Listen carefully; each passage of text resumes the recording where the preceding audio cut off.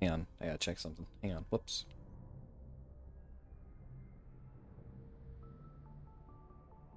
Okay, is that working?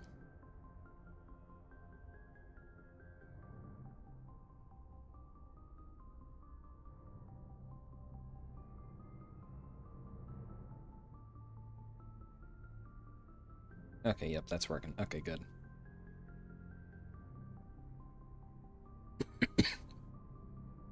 Hello, hello, and welcome back to Mass Effect.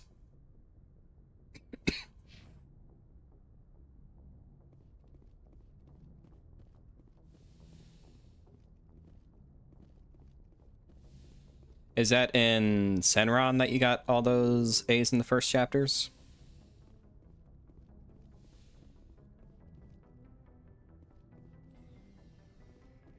Okay, so we're gonna do a bit of chatting. We're not gonna talk to Mr. Caden, because Caden's boring. And no matter how rude you are to him, he thinks you're hitting on him if you talk to him as femshep, and it's really fucking annoying. Like, you can talk to Ashley when you're playing as broshep, and it's like pretty clear when you're flirting with her and when you're not. Caden, though, if you talk like, if you say like one nice thing to this guy, he thinks you're in love with him, and like if you're trying to romance like Liara, like he like constantly causes cat fights with her. And it's like, bro, fuck off. So I'm just like not gonna talk to him at all. And also he just kind of sucks as a character. He's just kind of boring.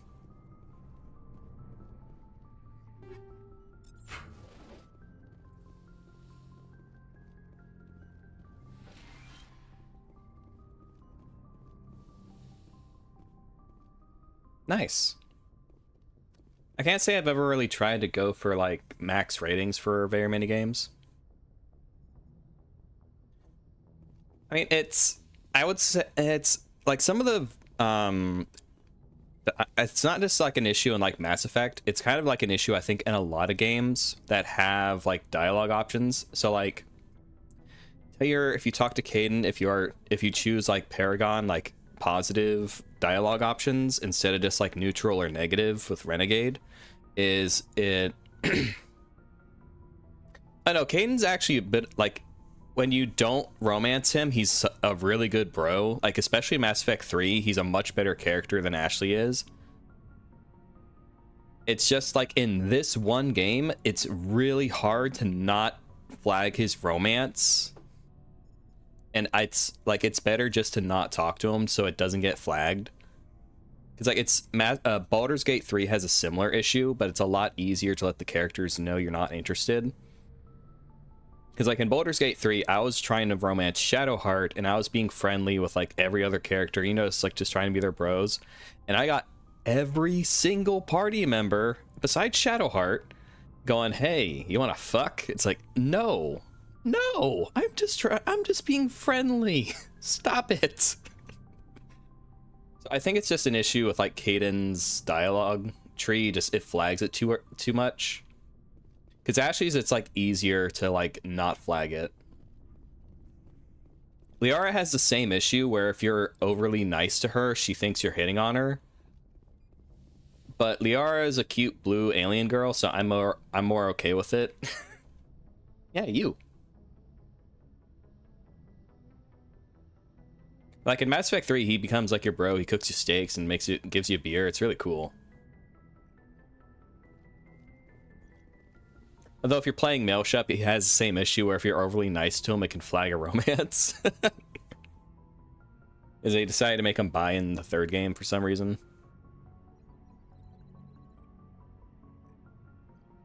Hello.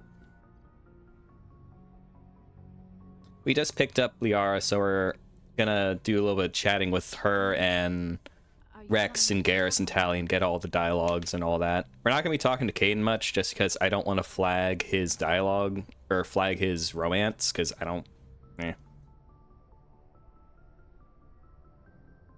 I'm not sure if I'm gonna romance Liara, because I do like to romance her in the first game and then pick someone else in Tali 2, and then just because of the funny banter you can get in 3 with Liara being an ex, if you have Shepard's current relationship, it's mean to Liara, but I just also find it very funny. Like, the dialogue between them just gets very, very funny. That's weird. Much better. How are you feeling? Dr. Chakwas assures me I am going to be fine. I was impressed with her knowledge of Asari physiology. You're in good hands. Dr. Chakwas knows what she's doing. I never properly thanked you for saving me from the Geth Commander. If you hadn't shown up...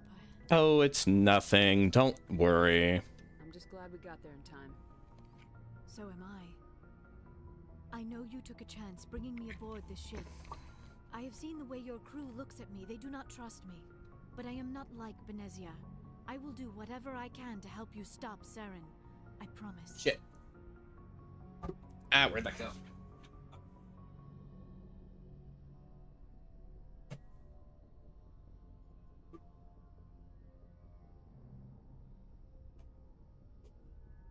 Sorry about that. I dropped something. Don't worry, Liara. I trust you. I know you won't let me down. We just met 5 seconds ago, but wanna bang? Thank you. Yeah, I think that's certainly the way to Liara's heart. She's such a nerd. I'd like to know more about the Asari.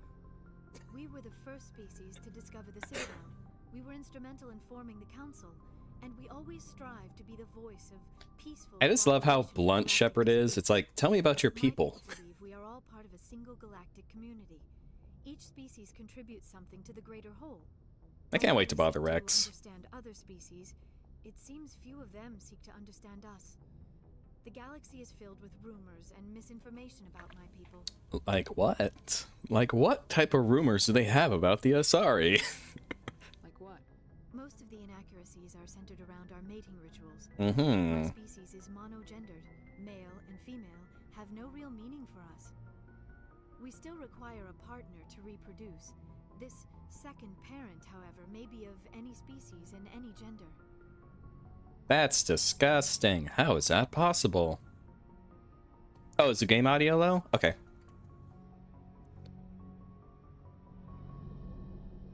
How's that sound?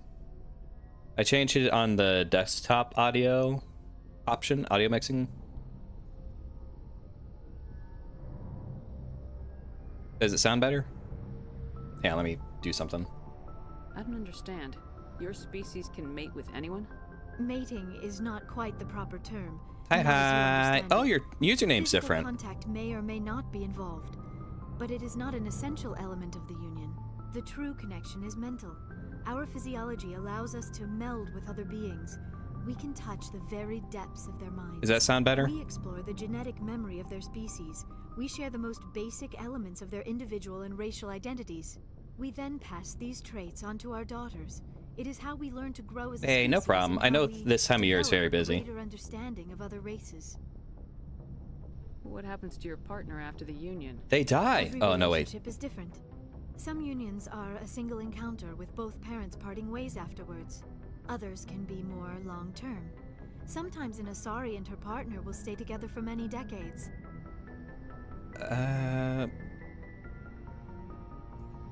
I like that we get to find out Liara is like part Krogan. I mean, is that a spoiler? I don't know if that's a spoiler because I forget which game you learned that one in. Because like her dad's not a Krogan, but I think her grandfather. I forget. I know she has a Krogan in her somewhere. Do you know who Matriarch Benezia chose as her partner? She rarely spoke of her partner. Though I know my father, if you want to use that term, was another Asari. Benezia never told you her partner's name?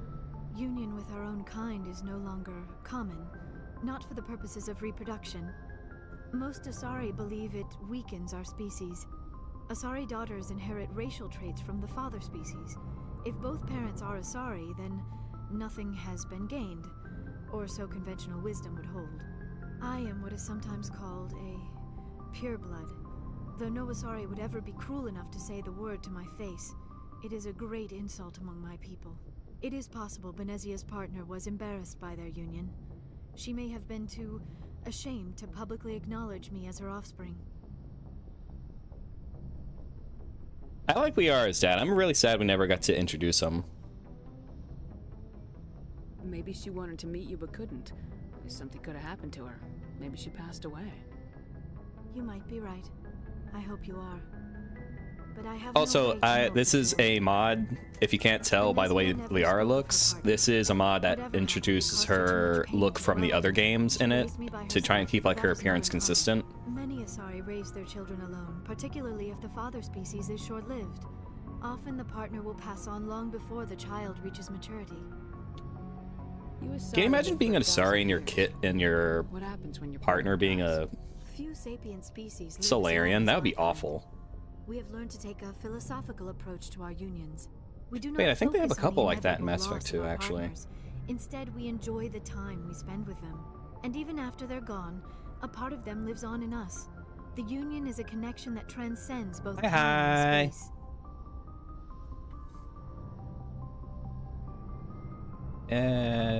Let's ask her about You know Benezia. why Benezia joined up with Saren? I don't understand it. She was always outspoken about the need for the Asari to become more involved in shaping galactic events. Maybe I'd say she a thought Reaper aligning invasion herself is with pretty. Saren would somehow That's be a for the galactic greater event, good in all the long right. run. At least I hope so.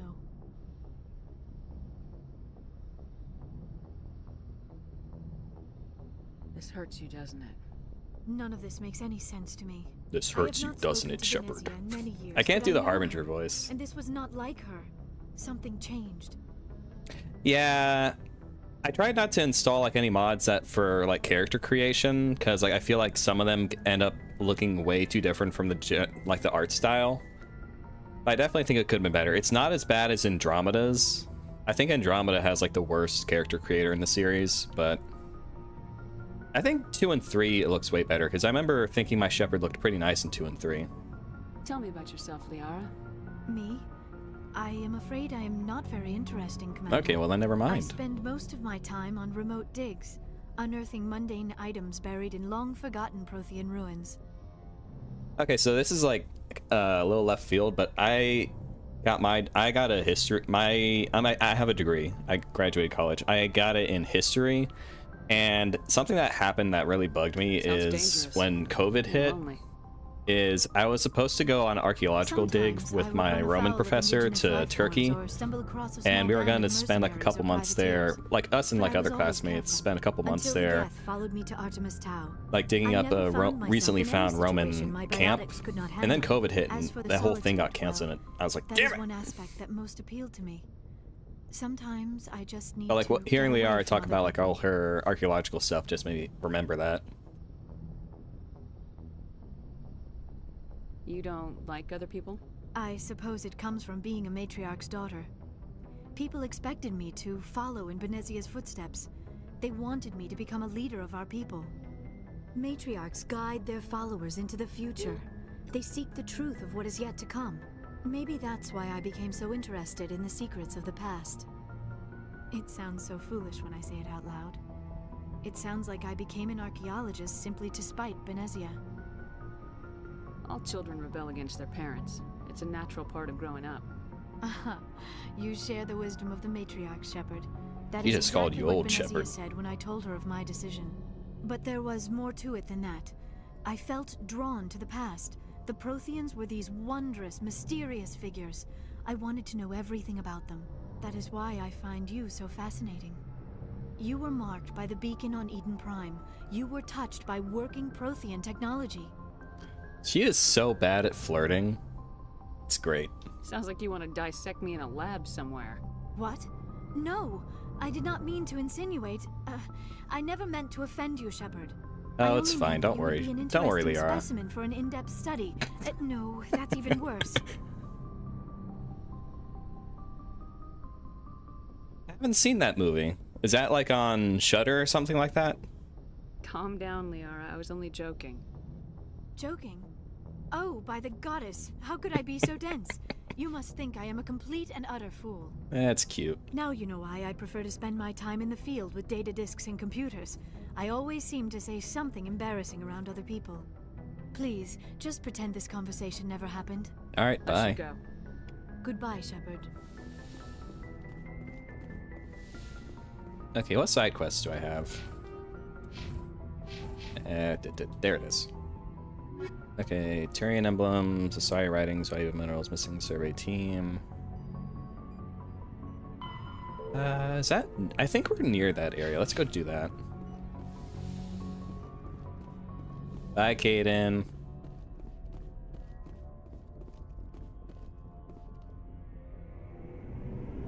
Okay, let's see what we got. Because I don't think I've kitted Liara out yet.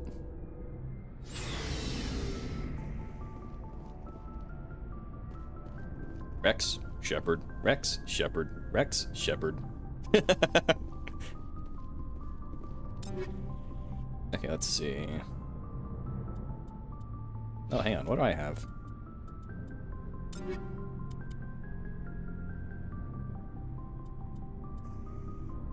Okay, DPS is where it's X. Okay, yeah. Okay, yeah. Liara can get that.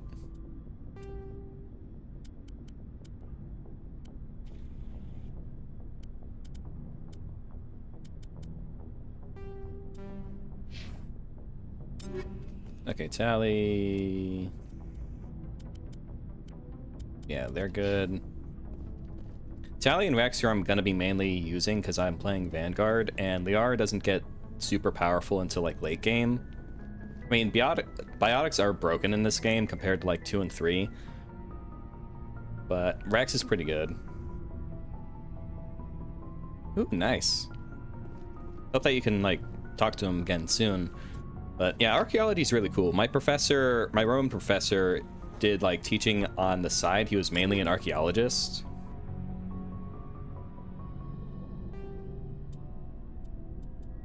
It's like in between. Oh, cool.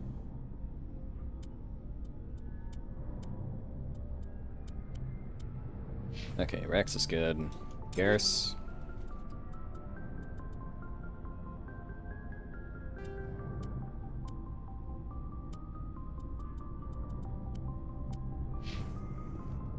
Okay, yeah, Caden, Ashley, I don't think I'm really gonna use them. Yeah.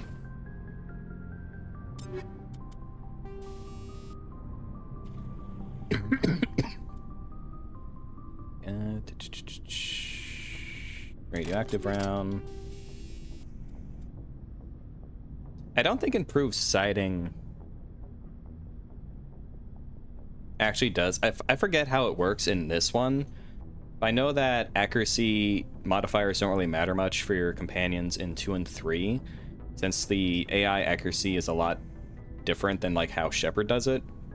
So like you can give a companion a gun that has like a high recoil, low accuracy for Shepard, and then it's just a monster in your companion's hands, like the Typhoon in 3. I don't know if it's a factor in this one though.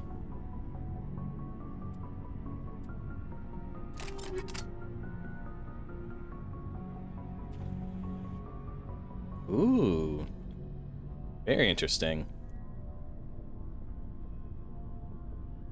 Okay, she armor damage protection, smash damage, physics threshold,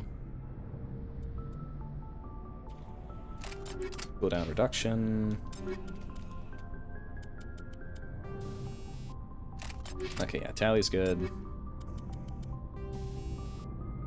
Rex is good. Okay, yeah, they're all good.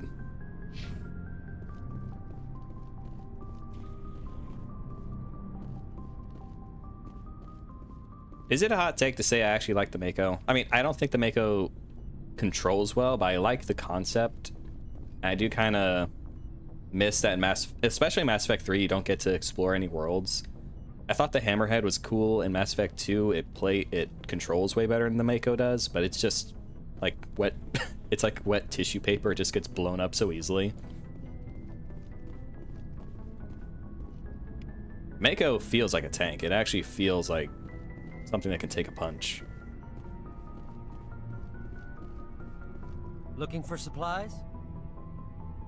Let's see what you got. You bet, Commander. Okay, so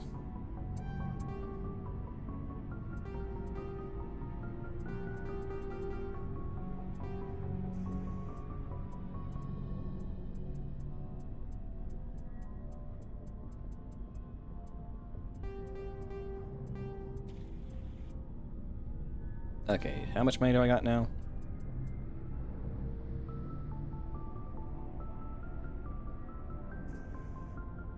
That's fair. I kind of liked how barren they are, because to me it feels more like realistic to how like space is, because like most of the universe that we know of, like most planets are going to be barren, rocky, or just like gas giants and stuff.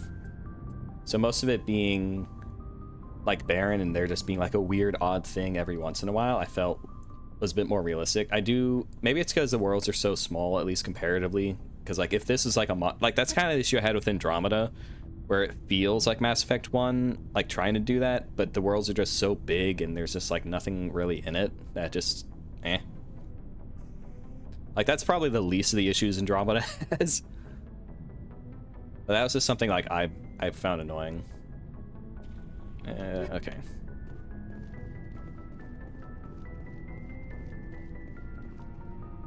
Shepard, what can I do for you? What's your story, Rex? There's no story. Go ask the Quarian if you want stories. You Krogans live for centuries. Don't tell me you haven't had a few interesting adventures. Well, there was this one time the Turians almost wiped out our entire race. That was fun. Sounds like a fun time, Rex. Big deal. I love how much of an asshole you can make Shepard. I heard about that. You know, they almost did the same to us. Oh, I'm a historian, not an archaeologist. But I have thought of doing like more, like maybe like, I don't really know like any games that really have like a history spin where I'd actually be able to like talk about stuff. Like maybe Age of Empires or something.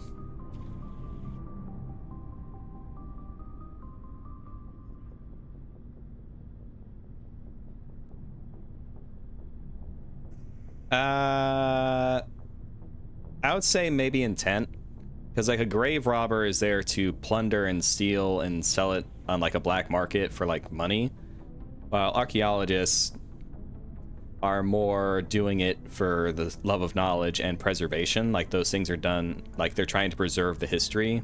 At least that would be my interpretation of it. Yeah, probably like the Civ games or like Age of Empire or something like that.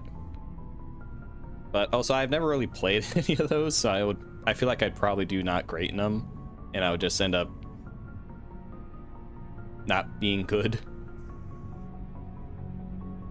Yeah, I feel like I would probably have fun with it once I learn it, because I like Fire Emblem and stuff like that, but I know that Civ is more real-time. It's more like StarCraft, which I tried to play StarCraft when I had a laptop back in high school, and my computer could not run that very well.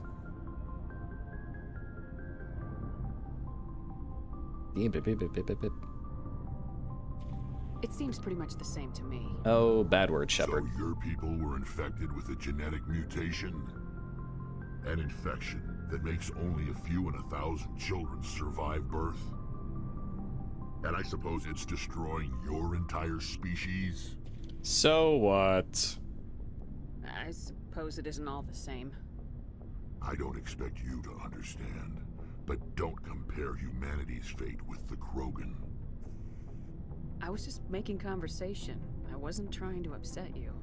Your ignorance doesn't upset me, Shepard. As for the Krogan, I gave up on them long ago.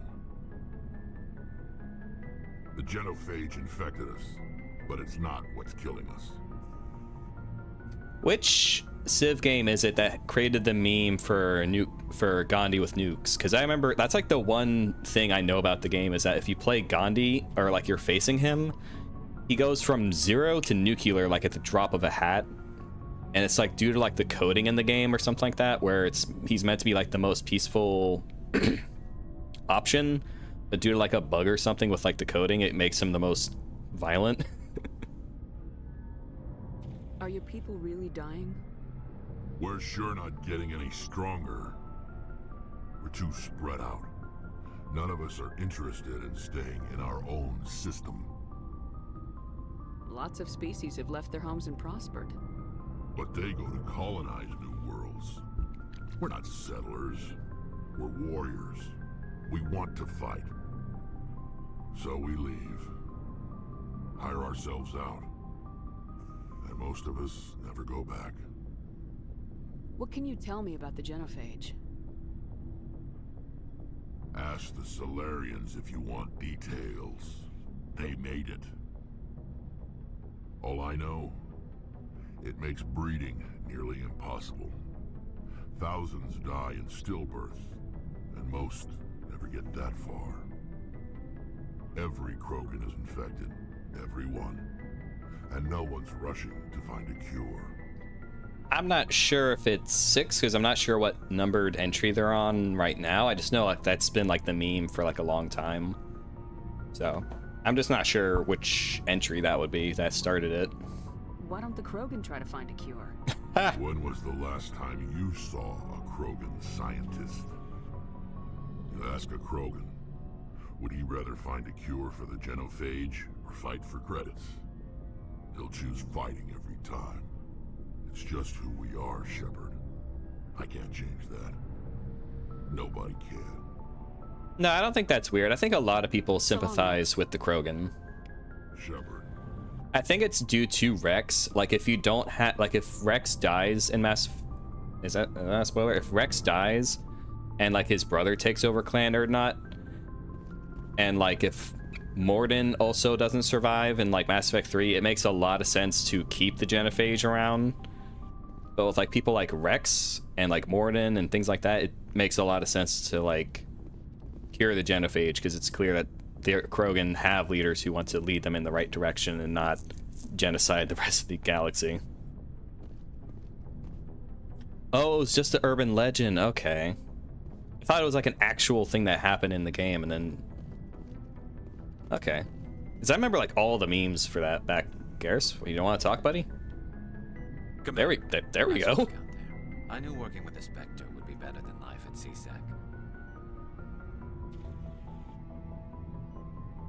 Have you worked with the Spectre before? Hello. Well, no, but I know what they're like. Spectres make their own rules. You're free to handle things your way. At CSEC, you're buried by rules. The damn bureaucrats are always on your back.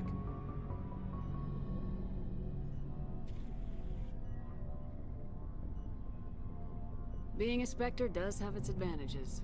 Exactly my point. If I'm trying to take down a suspect, it shouldn't matter how I do it, as long as I do it. But CSEC wants it done their way. Protocol and procedure come first. That's why I left. So you just quit because you didn't like the way they do things? I can't really blame... Like, Garrus is a bit of a wild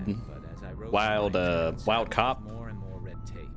But also, CSEC is so buried under red tape, and the Citadel and like the Council are so bureaucratic that you can't get anything done meaningfully. I can understand Garrus kind of going, "Fuck this shit. I just want to do what I want."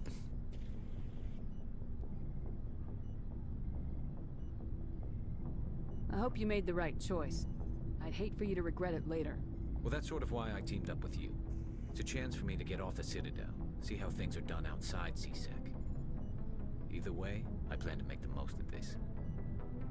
And without CSEC headquarters looking over my shoulder, well, maybe I can get the job done my way for a change. As long as you do your job well, you're free to go about your business as you see fit. Thank you, Commander. Yeah, because Garrus gets shit done. Like the wording for like a lot of his stuff makes him seem like he's edgy and like, oh, he's just the rogue cop who ignores the book. But no, he like fucking gets shit done. Like if the CSEC commander wasn't preventing him from doing his investigation on Saren, he could have I think Garrus could have easily found enough dirt on Saren to present to the council, and the council still wouldn't have believed it at all because it's the council.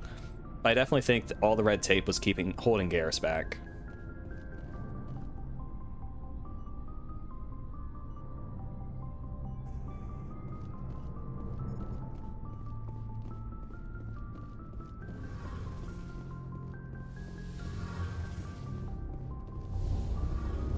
Yeah, Mass Effect's writing is like really good.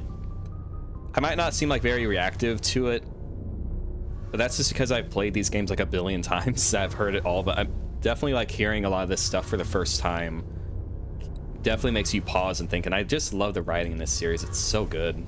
Hey, Adams.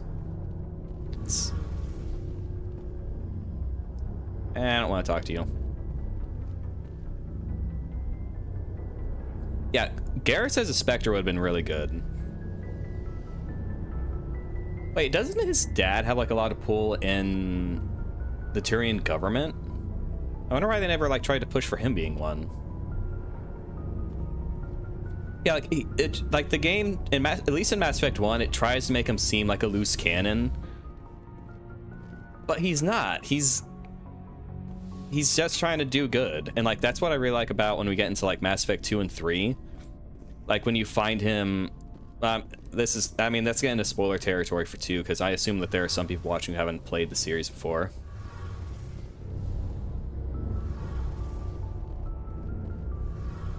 Your ship's amazing, Shepard. Oh, you. I've never seen a drive core like this before. I can't believe you were able to fit it into a ship this small. I love you, Tali. I'm starting to understand why you humans have been so successful. I had no idea Alliance vessels were so advanced. The Normandy's a prototype, cutting-edge technology. A month ago, I was patching a makeshift fuel line into a converted tug ship in the flotilla. Now, I'm sitting on board one of the most advanced vessels in Citadel space. I have to thank you again for bringing me along. Traveling on a vessel like this is a dream come true for me. You're into ships, you say? I had no idea you found ship technology so interesting. It comes with being a Quarian. The migrant fleet is the key to the survival of my people. Ships are our most valuable resource. But we don't have anything like this. We make do with cast-offs and second-hand equipment. We just try to keep them running for as long as we can. Some of the fleet's larger vessels date all the way back to our original flight from the Geth. Hey, if it ain't broke, it ain't. Still using ships Don't that are fix 3 it. centuries old. They're constantly being repaired. Well, I mean, I guess modified, you do and need to refit. repair it. They aren't pretty, but they work. Mostly. We've tried to make ourselves as independent as possible on the flotilla. Grow our own food, mine, and process our own fuel. But some things we just can't make on our own. A patch to maintain the hull integrity requires raw materials we just don't have. That's why our pilgrimages are so important. Yes, okay, so I am gonna fully admit, okay, so, full weeb moment. I have a body pillow of Tali. It is the official one that BioWare made. I bought that, as soon as I saw BioWare make that, I bought it, no hesitation. I have that, it is nice. I love Tali, she is best girl 5 ever. I installed a mod. I always tell myself, I'm gonna play the series, I'm not gonna romance Tali again. I fucking fail that every single time. It's so hard not to romance her. She is so perfect. I love her.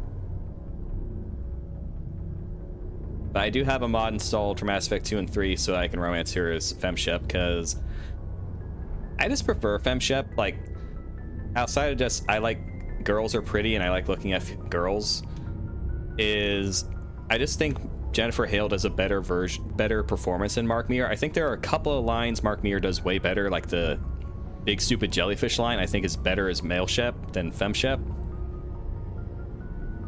But also, like, FemShep just has such shit romance options. Like, all of her romance options besides Liara and Garrus are so garbage that it kind of sucks.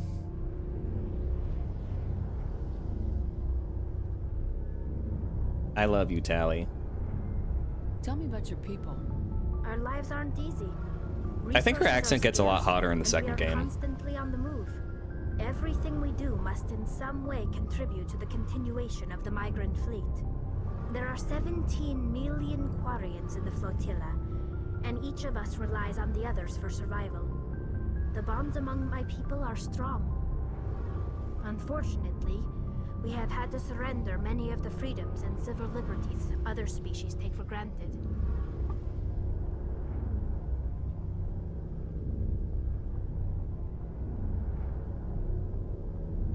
What kind of freedoms? Well, it's illegal for parents to have more than one child. If our population grows too much, it would strain our resources to their breaking point. Of course, we also can't allow our numbers to become too few. If our population is in decline, the rule against single births is temporarily repealed. In Nice. extreme cases of Yeah, the synthetic population the synthesis decline, ending isn't too bad. I'm more partial. births. I think the control ending is my least favorite, but I think synthesis and destruction are both equally valid, because like I think it depends like how you play your shepherd. I think synthesis is better if you want to have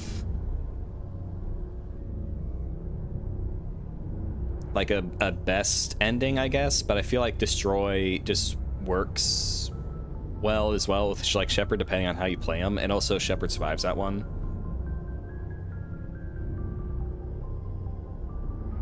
That's your government. The Conclave is our civilian branch of government. Each ship can elect a representative to serve on the Conclave and I think that's something that affect the fleet as a whole. On matters that affect an individual ship, however, I think that's something Dragon Age 2 did pretty well, where like all the like Meryl's not the only one who has like a Welsh accent, but like all the elves in her Fortunately, most shit, what are they called? But like all the elves in her group have like a similar accent. I thought it was nice that they did that, because it is kind of odd, like in Mass Effect, where So the ultimate Tali has an power accent is and then all the other Quarians don't have the same accent as her. The Conclave and the respective council for each ship tend to set the rules that govern our daily lives. But in theory, we are still under military jurisdiction. The 5 top-ranking military officials in the fleet serve on the Admiralty Board. These 5 have the power to overrule any decision by the Conclave in case of emergency. Her dad's on the Admiralty Board, I To think, do so right? requires unanimous agreement among the Admiralty. And they can only do this once. After that, the entire board must resign their posts. It's a safeguard that served us well. In nearly 3 centuries, the Admiralty Board has only overruled the Conclave 4 times. Okay, that was Quarian's I want pilgrimage. to know more about the pilgrimage. When my people reach maturity, we leave our Oh yeah, Dragon Age Origins is so good. Awakening is also really good. I really like Dragon Age 2 as well. I don't hate it. I don't think it's the worst entry. I think with the fact that Bioware was given like, what was it, 9 months to make the game, I think it's really good for that bad of a crunch time. I think if it was called like Dragon Age Champion or something like that, it probably wouldn't have been hated as much. I don't like Inquisition much, and I don't have any intention of playing Veilguard. But I've been playing Origins on the side in my own time, and it really bugs me that like Dragon Age Origins, it doesn't run very well on modern modern computers. Like if you buy the Steam version like I did, I think the GOG version works better. But if you bought Steam like I did, the game like will crash on startup or within like just a couple minutes of play. So you have to go like install a patch to get it working, which is like, I mean, it takes like 2 seconds, so it's not a big deal. But oops, sorry. But still annoying that such a great game like that isn't well maintained on Steam. I think like I said, I think the GOG version's better. But yeah. This is kind of like an issue with Steam in general, I feel, where like a lot of older games, if they get kind of left behind-ish by the developer, the game just becomes unplayable after a certain amount of time.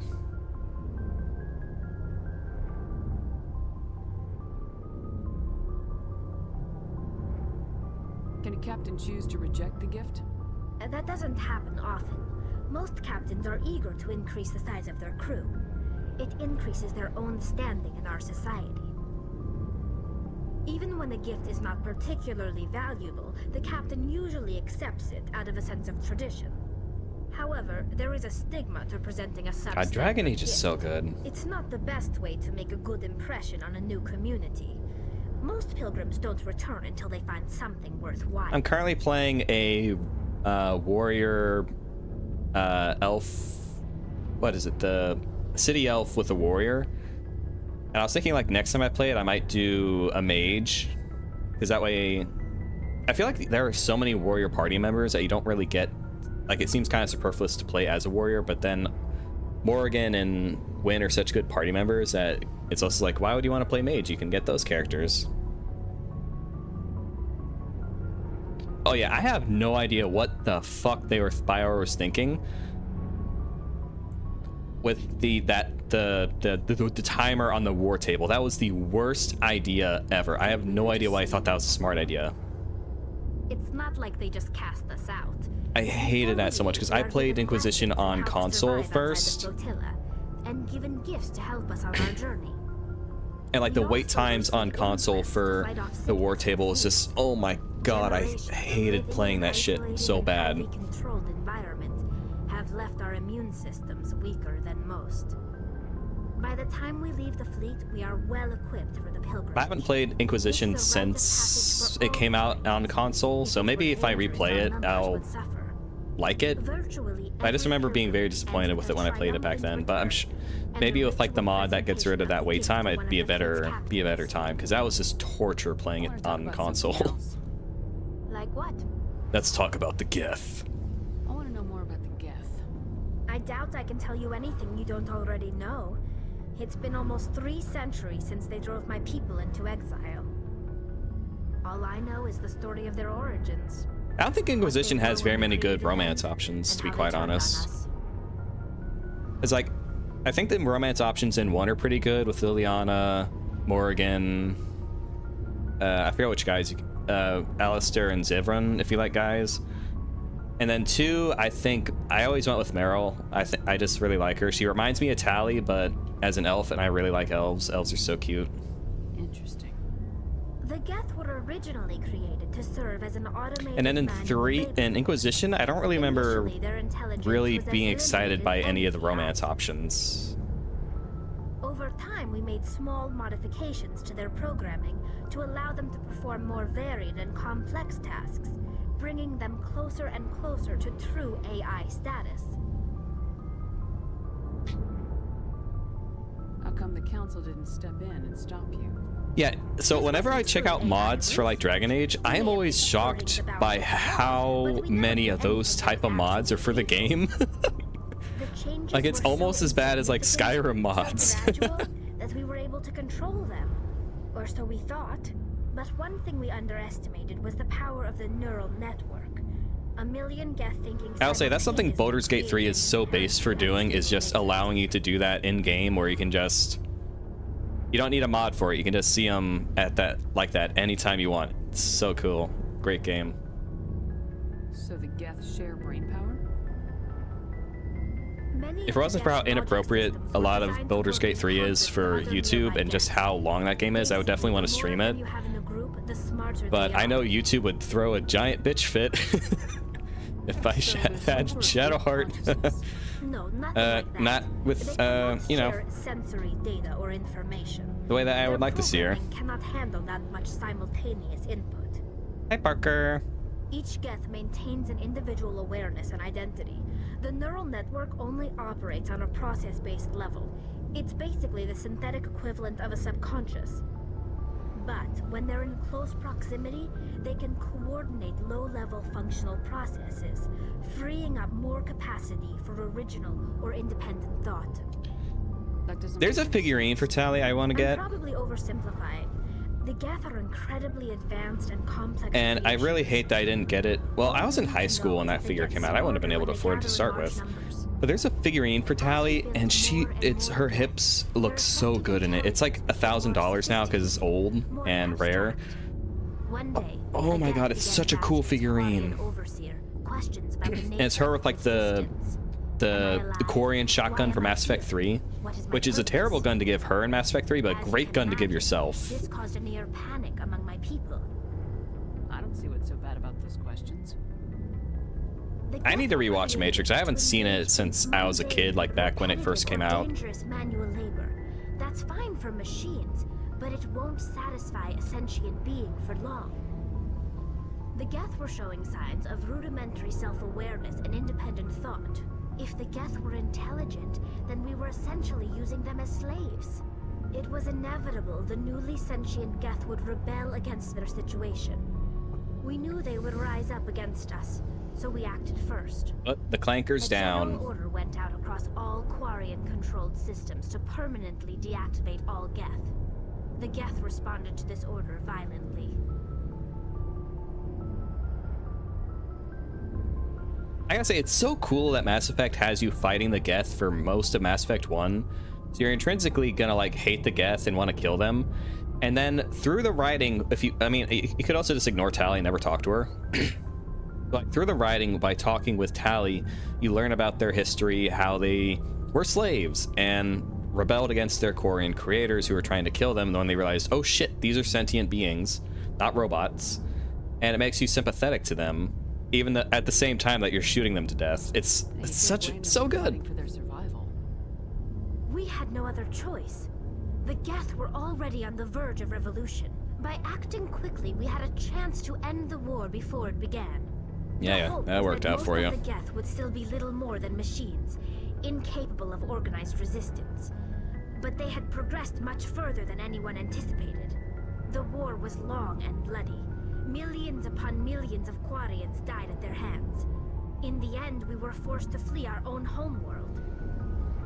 We feared the Geth would pursue us, but they never came beyond the veil.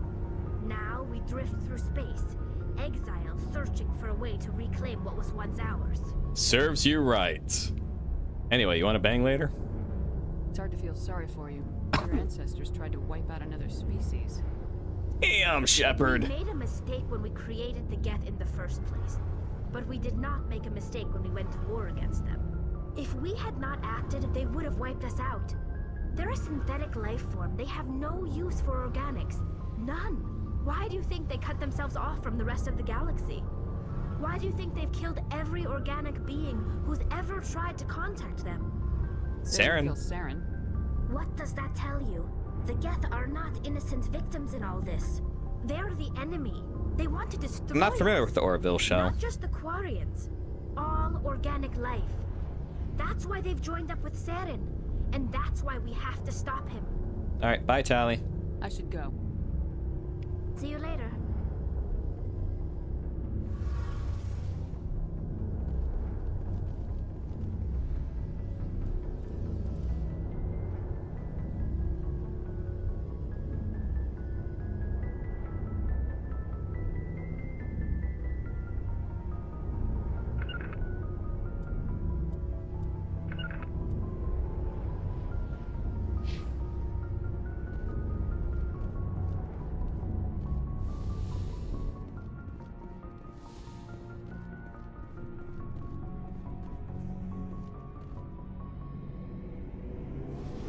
Anyway, let's go do side quests.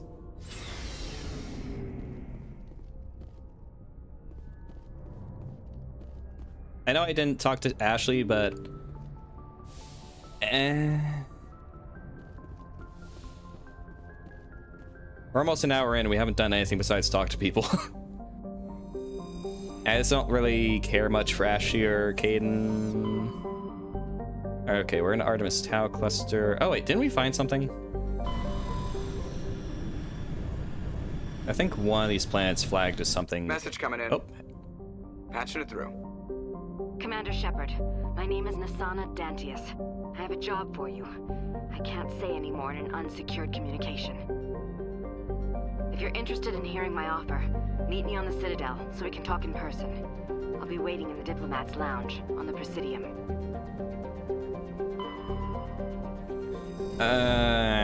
Which is it? Here? Yeah, here.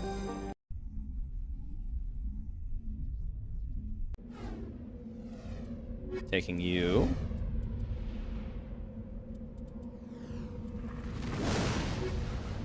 Let's bring Liara, because I want to... I actually need to, like, level her up, I think.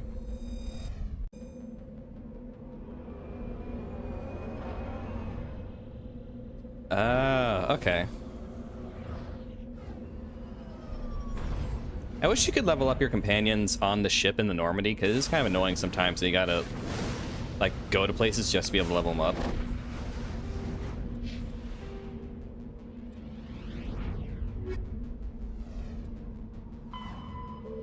Okay.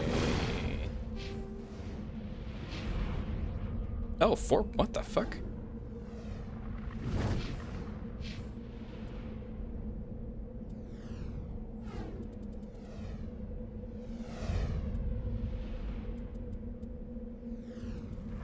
Okay, dump that, get Carnage. Yeah. So I know that my spread looks a little odd at the moment. I'm just trying to get a lot of stuff unlocked and then just dumping points into abilities after that. I just hate how far along some of the abilities are, because like 1, 2, 3, 4, 5, 6, 7 points into throw before you can even get lift. Okay, warp, barrier. Okay, so lift, oh fuck yeah, she needs singularity.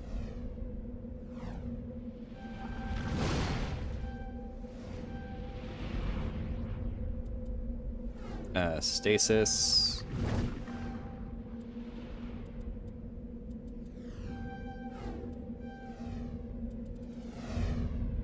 One, 2, 3, 4, 5, 6, 7. Oh, whoops. Ah, damn it. Okay, I think Liara is looking pretty good.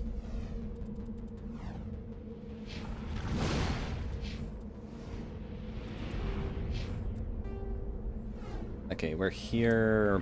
Debris, stress signal, anomaly. Okay.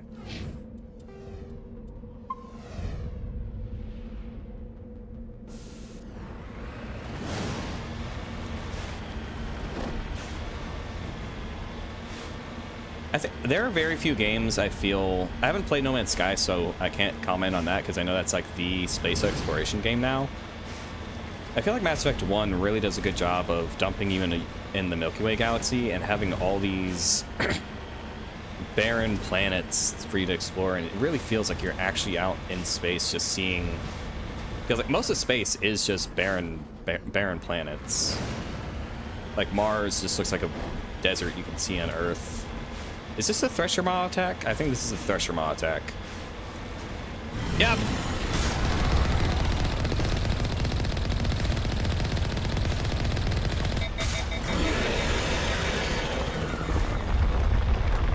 Oh god.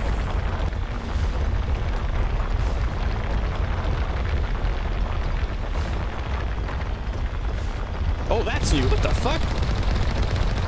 I do not remember there being sensory oh god.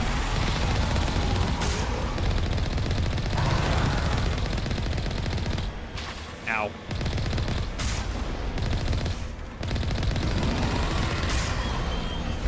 I do not remember those sensory tentacles. I have never seen that before in this game.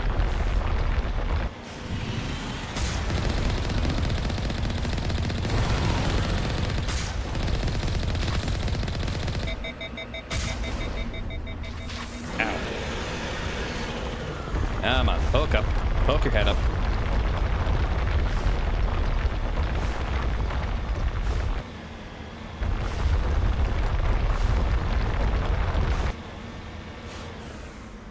Where'd it go?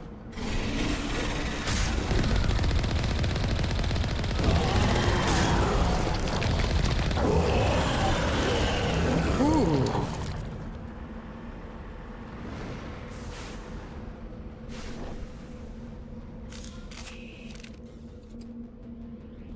So my Shepherd actually, I went with the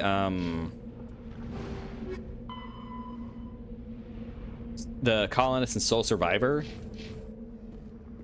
So I'm sure Thresher Maws are not a pretty sight for my Shepherd. Alliance soldiers. Looks like they were lured here by the distress beacon.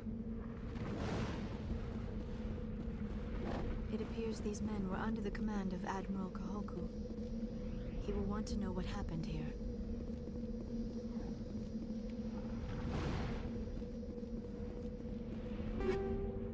Ooh, armor piercing rounds 3. Gimme, gimme.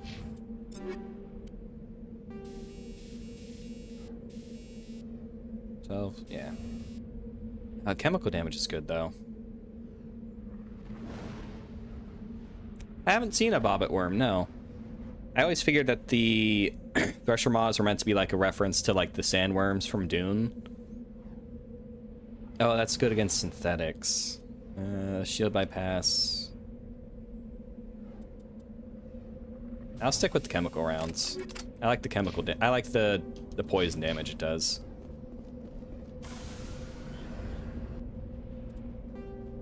Okay, that's done. Let's go check this place.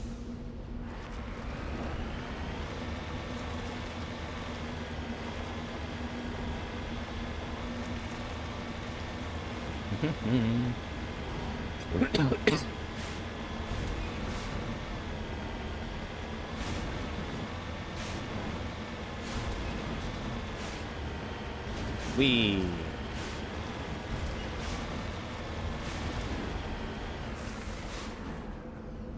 Yep. I'm just trying to get like a look at the skybox, trying to see like where those, what's causing those things to fall, if it's like a volcano nearby or what, but I think it's just like meteorites, maybe something like that. Or maybe that's just something, an anomaly of this planet, that it just rains fireballs like that. There's some weird shit in space. Like, there's a planet where it rains like diamonds just due to the atmospheric pressure and just how dense it is.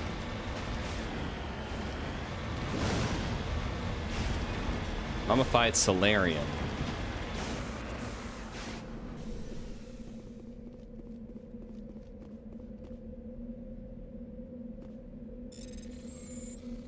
I'm recovering from strep. ID tag. Found Captain Millen's identification tag. How it up here is impossible to know for sure. That's why I didn't stream last week, is I had strep and it took my voice away. I'm better for the most part, but my voice is like still a little funky and I still got a bit of a cough, but I'm doing way better than I did last week.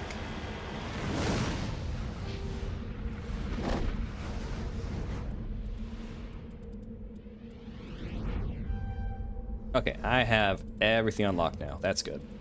Now I can finally start dumping points into things I want. Okay. Throw. Warp.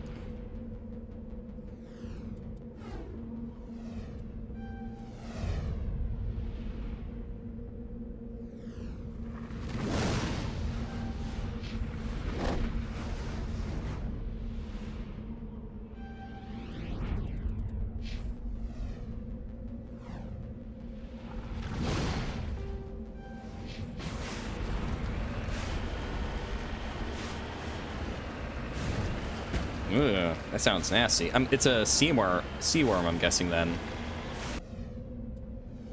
Okay, then debris over here.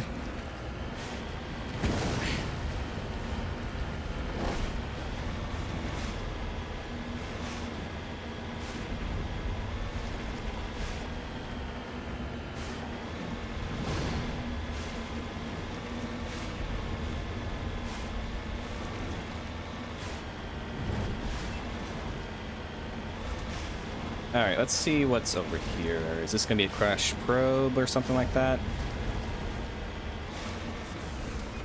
Uh-huh.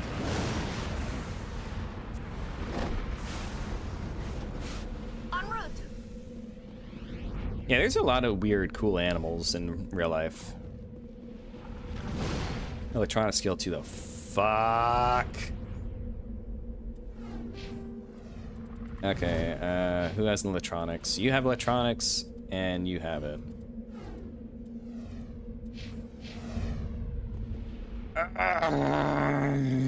Okay, we'll be back to this planet later. Maybe, if I remember. Hello. What's over here?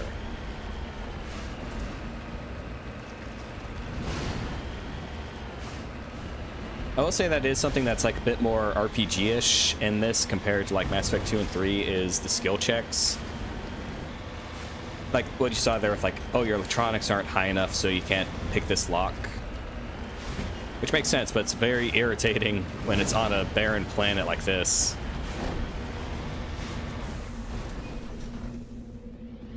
I'll take that.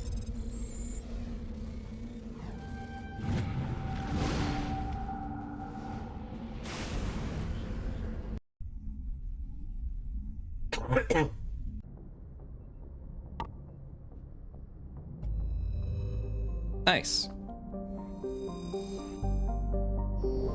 Okay, was that the only planet? I think it was, but I'm gonna do a sweep of this star system. Not star system, this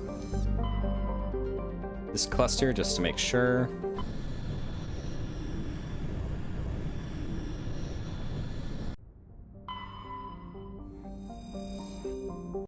All right.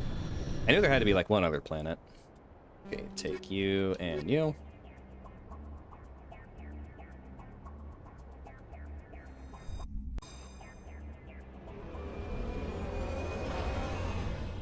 Is Casual Geographic... There's one channel I'm thinking of where it's very, very humorous with the way that they do it, but it's also very factual and informative.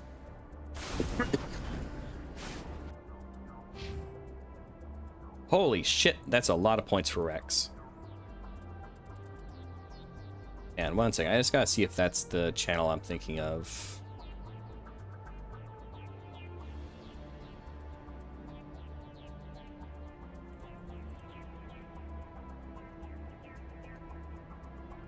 No, I'm thinking of a different channel. Fuck, what channel is that? So I know this channel, I know this one. I'm trying to think of the one I'm thinking of.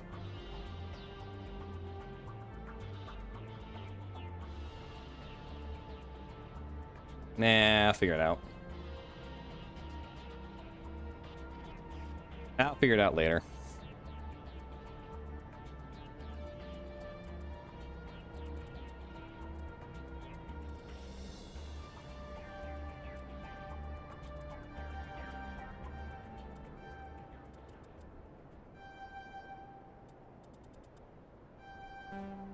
Okay, I think Rex is pretty good now.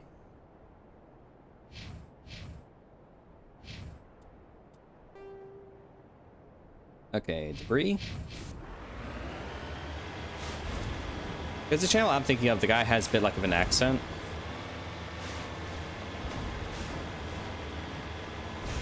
Ooh.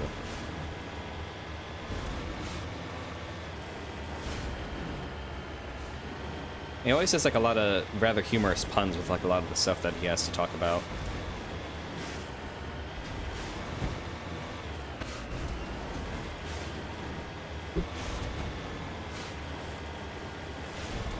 Okay, hopefully my electronics skill is high enough to get this.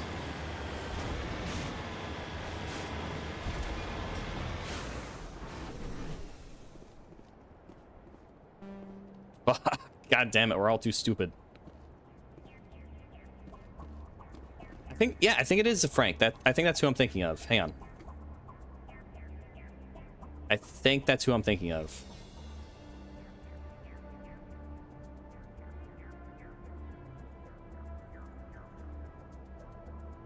Yes, that guy. That is exactly the channel I'm thinking of. You lead, I'll follow. What about you, Rex? Let's get moving.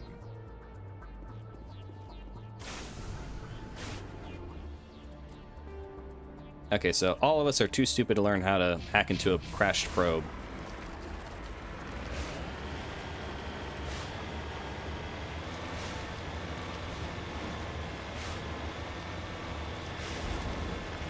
That's another thing I really like about the exploration was like some planets you find that will have like environmental hazards based off like how toxic the environment is, like the air is, or like how intense the atmospheric pressure is, or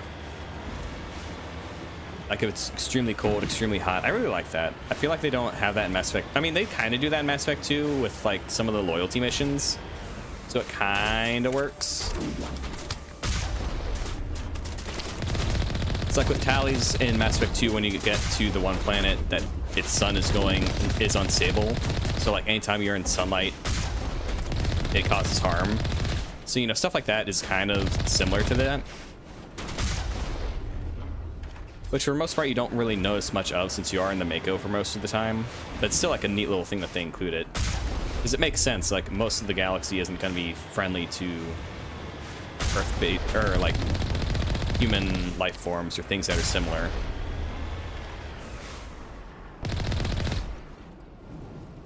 Anyone else want to try and shoot a tank with a sniper rifle? No?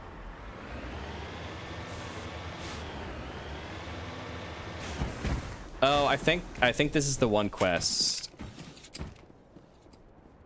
So I think this is the lady that called us and was like, hey, can you go come talk to me on the Citadel, please? I think we're doing this quest out of order. All right, shotgun squad.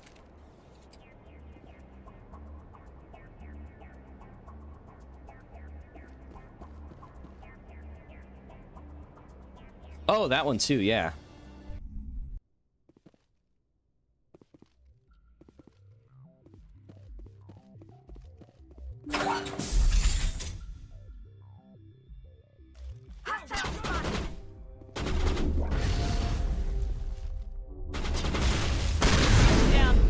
Ooh, that's not good. Oh, that's a Krogan. That's real not good.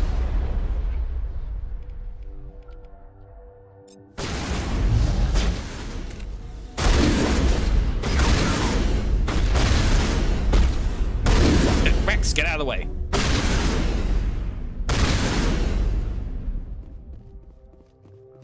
Ooh, no, get away.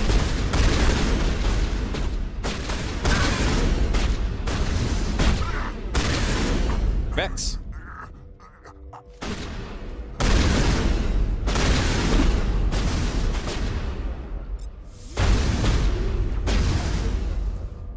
Can I get him? No, I can't.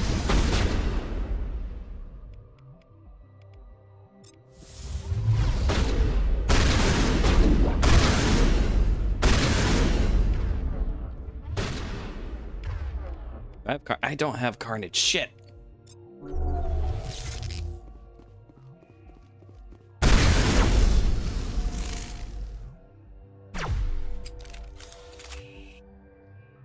Where are you? Okay.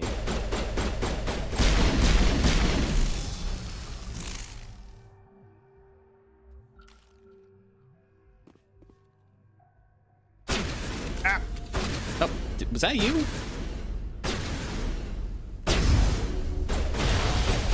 Alright, keep. Oh god, they're stupid.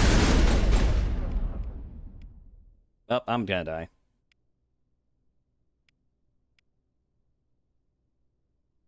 I forget how to...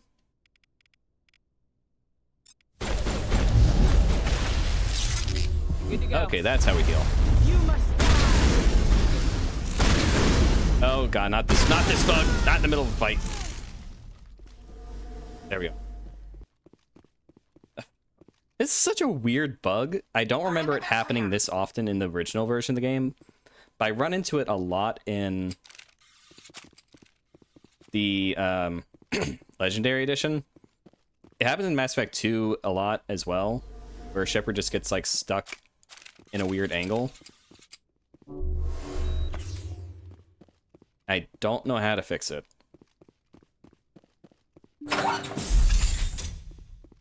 Okay, there we go.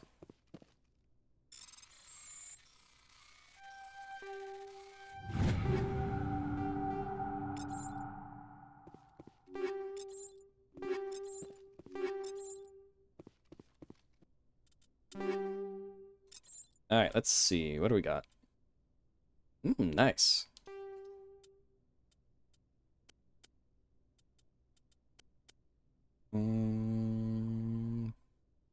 Duration bonus, power bonus, cooldown bonus. I feel like a lot of like the biotics and like the biotic amps and the omni tools, they're just shit for most of the game until you hit like late game, and then suddenly they're all really, really good. Most of them just kind of suck ass, and it's not until like late game where they suddenly get ones that are actually worth a damn. It's really weird. Like the loot progression in this one is very odd.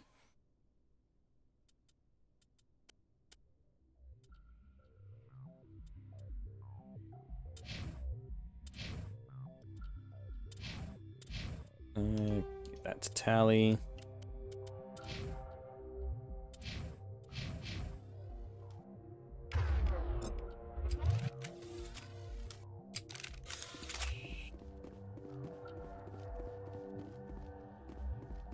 Okay, I think there's more upstairs. Yeah, I'm pretty sure we're doing this quest out of order, because I'm pretty sure this is the lady who called us on the Citadel, and then we're just skipping like the middleman.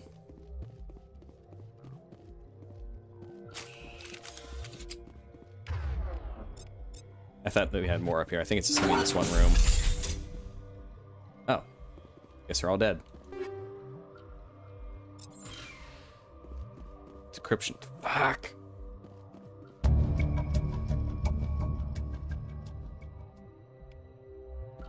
No, why?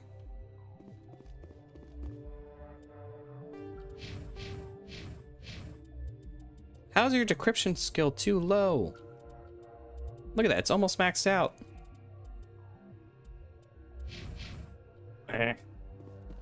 I think if I brought Garrus, it might have tipped it over. Because that is something that's kind of good, is if you bring in like multiple characters who have it, that it will count like as a collective sum. So like if it's too low and you bring Garrus, if him plus Tali plus Shepard, if it's like high enough, then you can do it, which I really, really like. That's not just dependent on like one character's stats, but based off like the collective's total sum of the party. We're just asking too much of Tali by herself. I'm sorry. You're a perfect angel. You've done nothing wrong.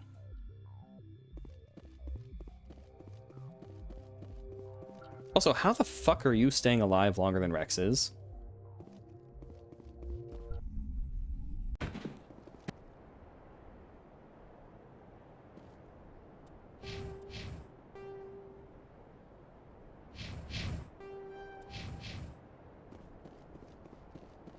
Alright, let's go see what's over this way.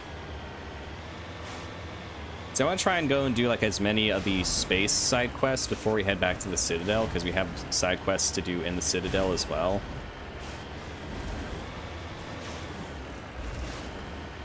And I feel like it's smarter just to just get as much done as you can, so that way you just go turn in stuff and then complete whatever's there, because there are some of them that I feel like my stats were probably too low to try and do before we left the first time. Because this game is really short, like for an RPG, like comparatively. It's only like 20-ish hours, I think. At least for me, it only takes like 20-ish hours. Even doing like all the side content, which is a pretty decent amount, I think. Mass Effect 2 is the one that takes me the longest amount of time. Cover me.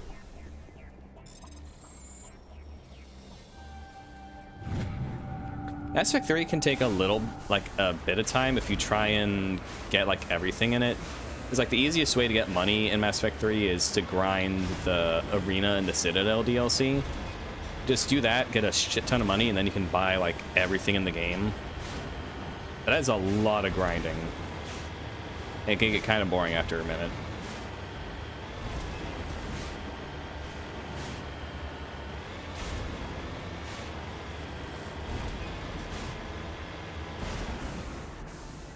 On my way.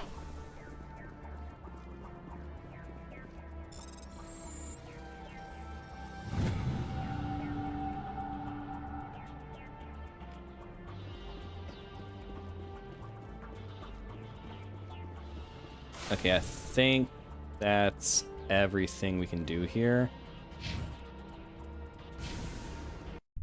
Let's return to the Normandy. Do another sweep of the this cluster.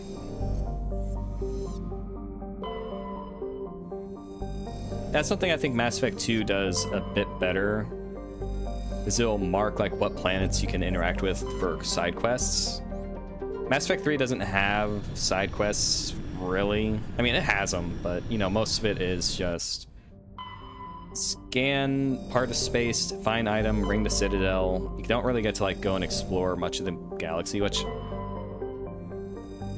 I'm kind of mixed on. It makes sense that Shepard wouldn't be out exploring the Milky Way like you do in 1 and 2. Because the Reapers are invading, there's a massive war going on, so it makes sense that you're not out doing Star Trek shit. Okay, and that's where Liara was. But on the other hand, it makes the game feel very small, because like all the side quests end up just being fetch quests for the Citadel. And like when it's not a fetch quest for the Citadel, it's just like a multiplayer map that got repurposed for like a fight with Cerberus. Okay. Also, I had Pinnacle Station modded back in.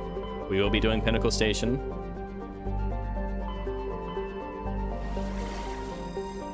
All right, check Hades Gamma.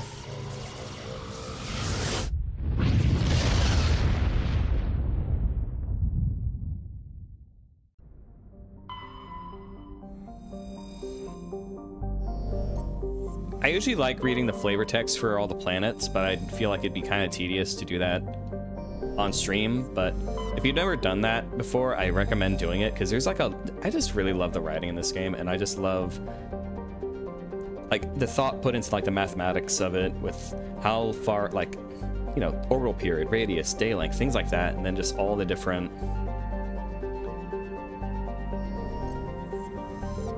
like just thought and love put into every single planet. It's so good.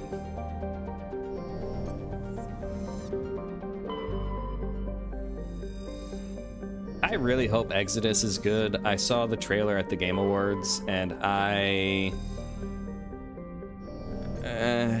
it looked very Andromeda-esque, which kind of has me worried, even though it's all like a bunch of old Mass Effect team members working on it, and like it's pre-Andromeda Mass Effect members, I think. But even still, I saw a lot of it, and I was like, please be good. We're gonna be bringing Garrus, because I hope that he is smart enough, if we run into any decrypting or electronics or anything, we can actually start getting stuff.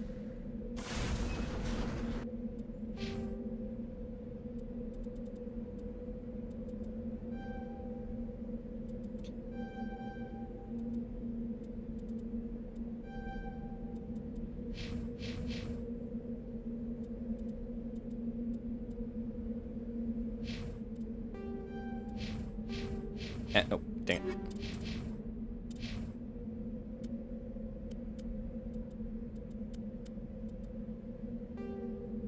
Aw, look at you, Garrus. You're all nice and pink now.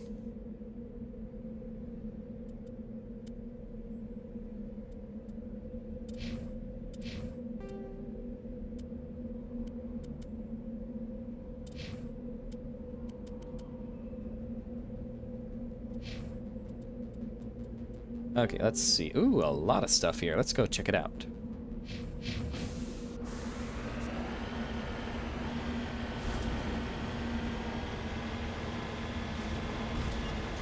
What is everyone's favorite party members? I think it's kind of obvious. Tali's my favorite. I'm also fond of Garrus and Liara, because Liara is stupidly broken in this game. Like, Miranda's like an okay character. I don't like her super, like, she's fine as a character, but she's also stupidly broken in Mass Effect 2, where, like, if you don't bring her along, you're just kind of kneecapping yourself.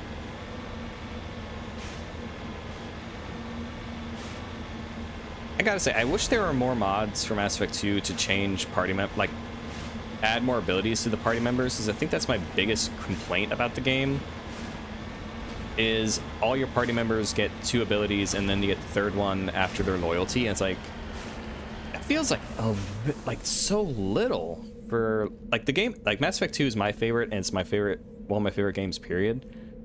But that is like my biggest complaint, is the lack of abilities your party members get. I think that's something Mass Effect 1 and 3 do way better.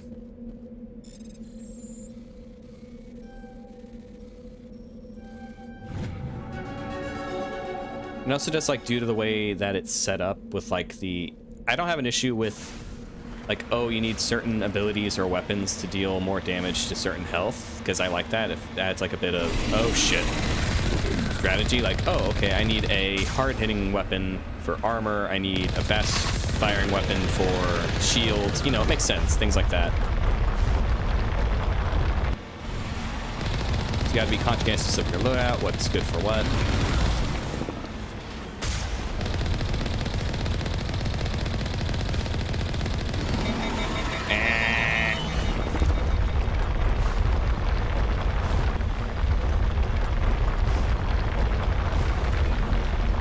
What does end up with like characters like Jack on higher difficulty is just absolutely useless outside of oh god, stop chasing me!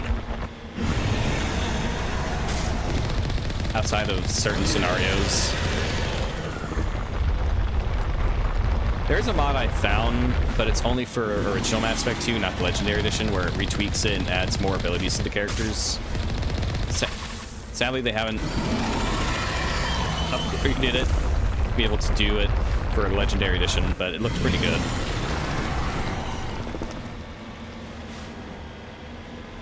Oh shit, I forgot you can't use guns when you're healing. Fuck!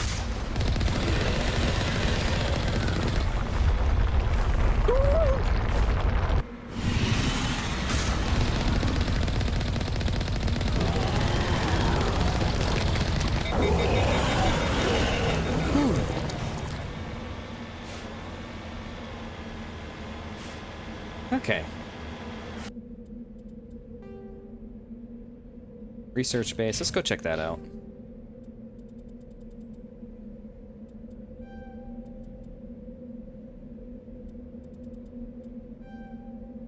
Okay, I got lift. Fuck, I forgot. Need to get carnage. Shield boost.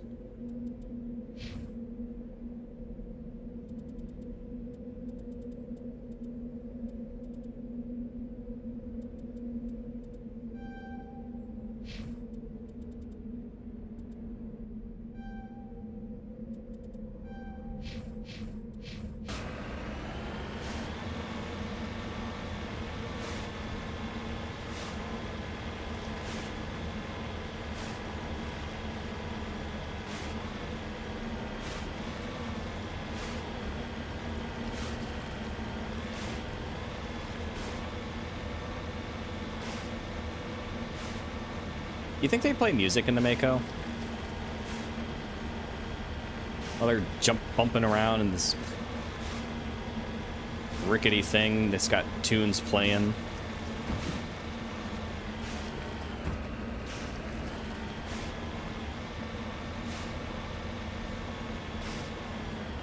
Nobody's been here for a while.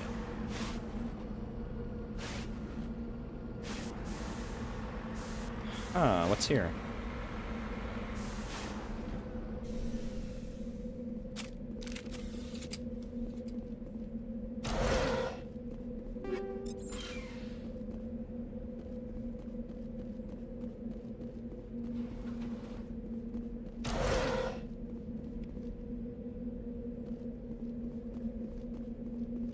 This doesn't seem very safe. Like, I know like a lot of Mass Effect 1 uses like recycled content, which is also like why I wasn't bothered by Mass Effect or Dragon Age 2 with like the amount of recycled content in that, because like Mass Effect 1 does it too. But like, look at this. This is not secure. This is not a planet that it seems like most of the life forms in the Milky Way galaxy can breathe on. What are they doing?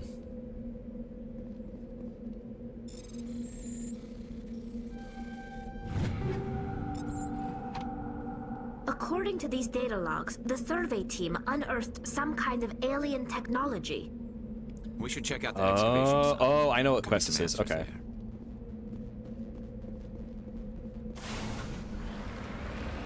there. I know what quest this is.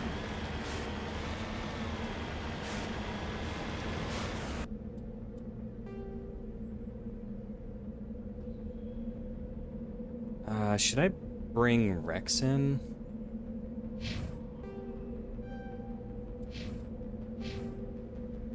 Because this is a very close quarters fight. I'm not sure if Garrus is going to do too well in this.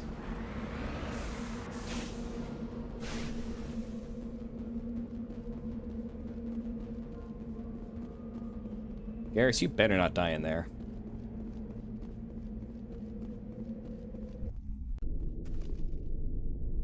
Okay, I'm gonna save just in case I die.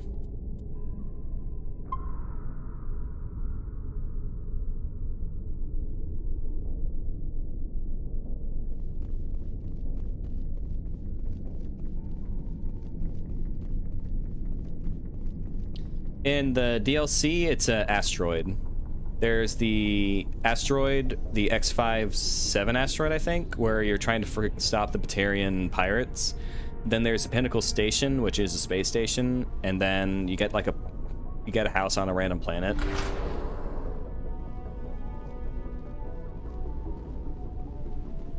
Is it the X57? We'll check out the galaxy map, and I'll see. I think that's the number for it, and maybe I'm thinking of Alien.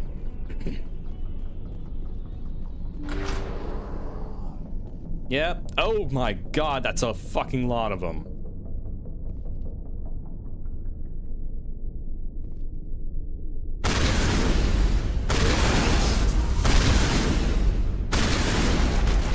Choke point, choke point.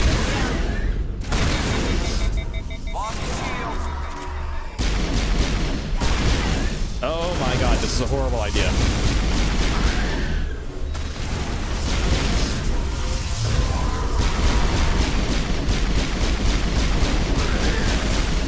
Fire in the hole!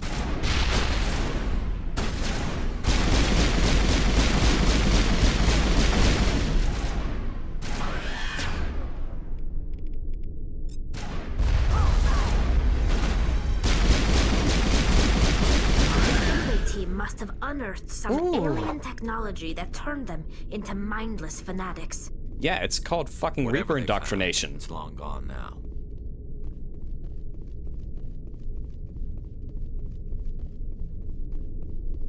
They have a mission like this in Mass Effect 2, and it's just as like, oh shit, there's so many enemies.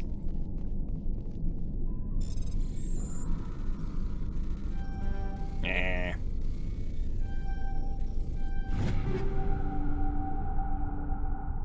Yeah, they don't have to worry about oxygen.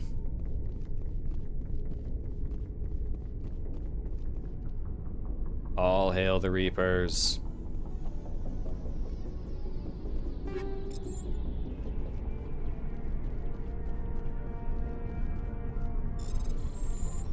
Yeah, I think I might bring Garrus along on these planet trips. Just to make sure I can get the loot. It's like Rex, it's good. Like Rex and Liara are good for their biotics. And Rex is also very tanky. But until I get Tali's a bit higher for electronics and decryption, I think I need to bring Garrus around. Not saying it's bad, I like Garrus. He's such a bro. Ain't that right? Just lead the way. Yeah.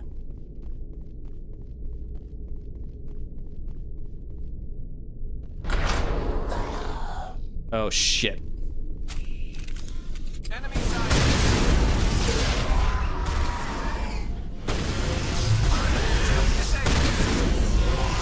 Oh no no no no no no no no no no no no no no.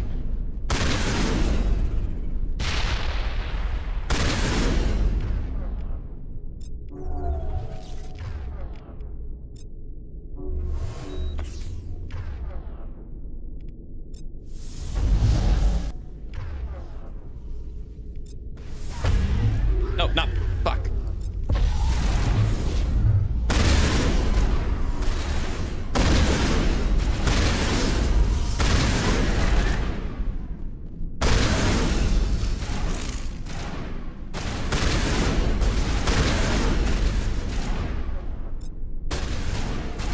Carnage. Carnage. Do you not have your shotgun equipped? What are you doing?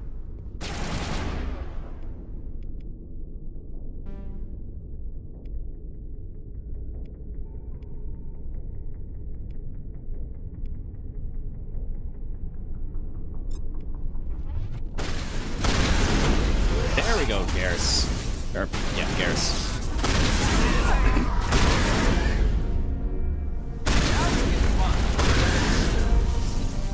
Ooh.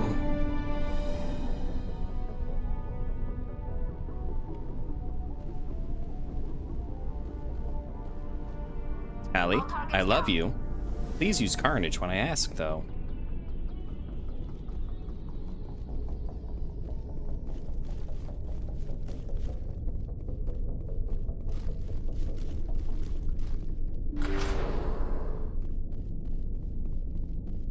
Sludge container.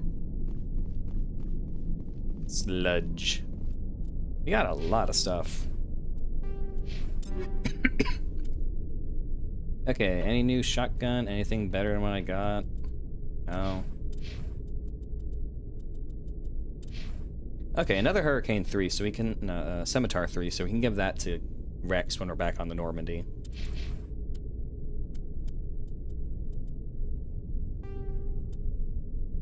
Okay, gonna save the old one I had for Liara since she's mainly just a pistol user.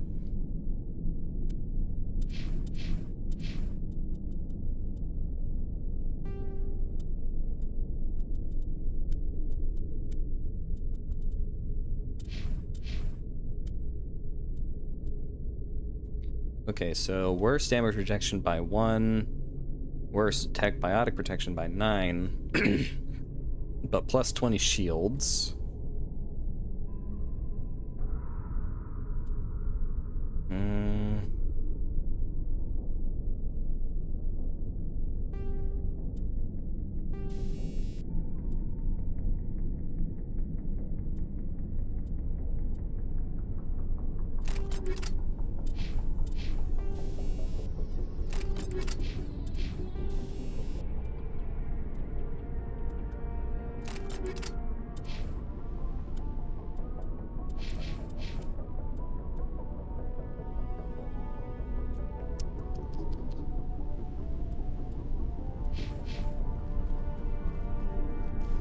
Ooh, I gotta say, that is a snazzy looking outfit on her.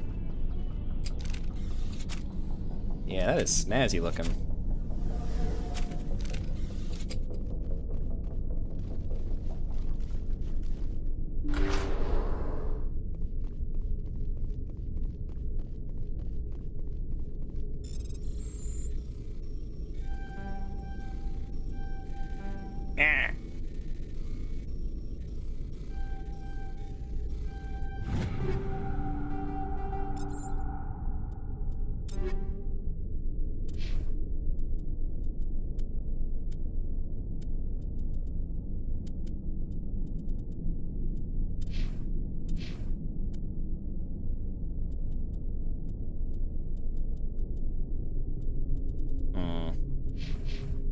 Nothing. When can I equip medium armor? Let's see. Adrenaline burst. Oh shit, that got a long way to go.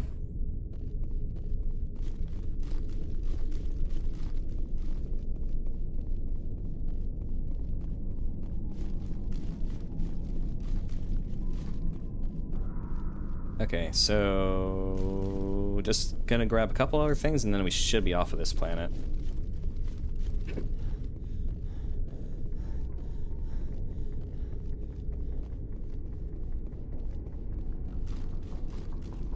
Very nice view. Thank you, game.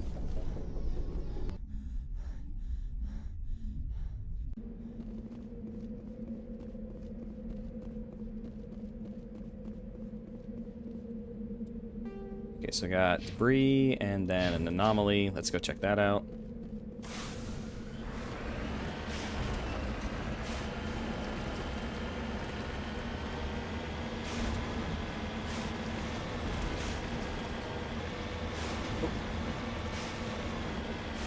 Whee!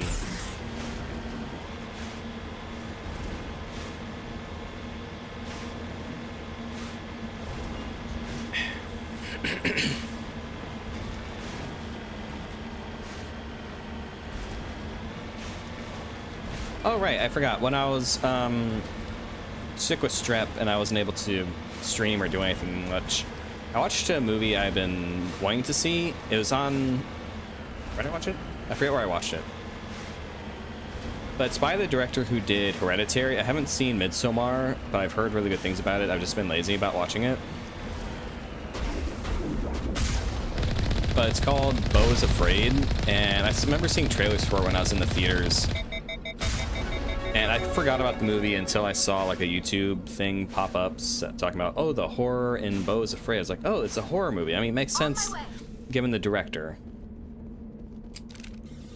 But I would not classify that movie as a horror.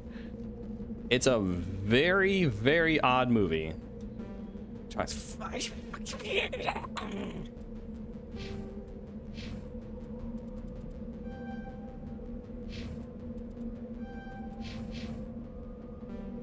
Are you shitting me? How high do I need my electronics skill?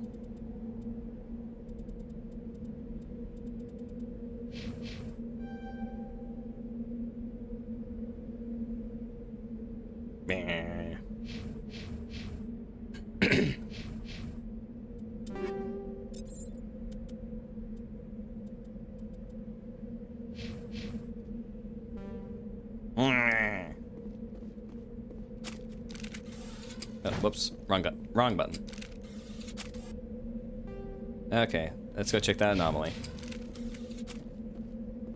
What was I saying? Oh yeah, it's a very, very odd movie. I think it's at its best in the first and last hour because it's a 3-hour long movie. And it really feels it. I feel like the middle part of the movie could have been easily trimmed down or just cut. Because most of the interesting stuff that happens in the movie is in the first and last hour of it. And so it was a hard movie for me to like evaluate on my letterbox because I usually just do like full stars. I don't do like half ones. I ended up giving it like a 3, I think, a 3 out of 5. As it's like nothing is wrong with it on like a technical level. It's very well put together, very well shot, acted, all that. Music's fine, but it's just such a bizarre movie that it doesn't feel like it was made for anyone really outside of the director themselves, which I respect. It's like, you know, it's cool if the guy made art. But also, I have no idea what the fuck that he's trying to say. I'm not sure if I would recommend it. Maybe if like you're like a big fan of that director's work, I would suggest it. But it's yeah, it's a weird movie.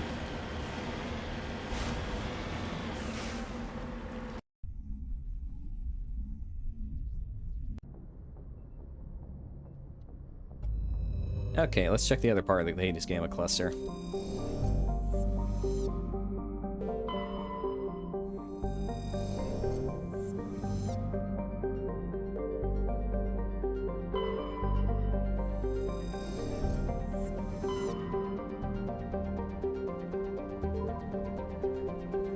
Beau is afraid, but Beau is spelt like the first part of beautiful, B-E-A-U.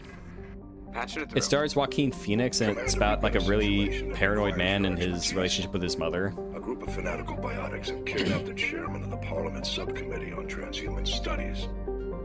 Their freighter sustained damage and is dead in space.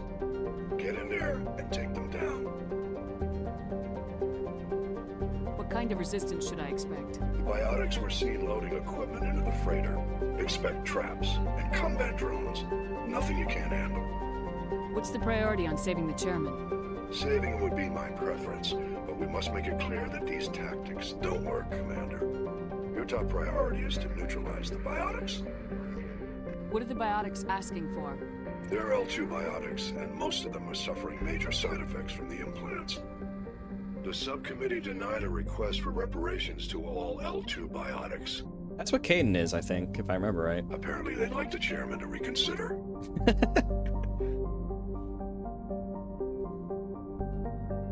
Understood, Admiral.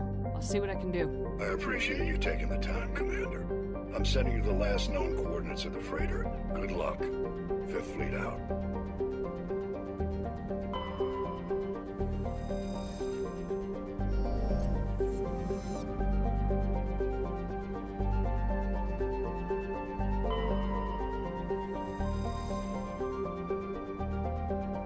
Yeah, I'm pretty sure it's Ari Aster. It's the guy who did Hereditary.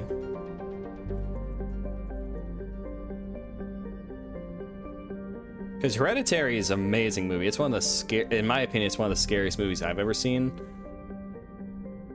I haven't seen Midsommar, but I've heard it's also pretty scary. But it was just such a weird movie.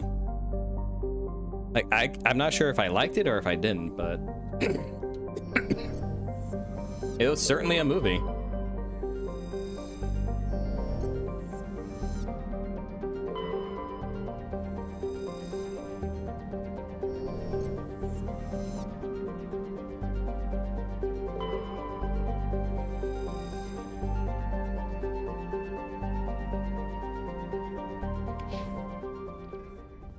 Okay, so let's go.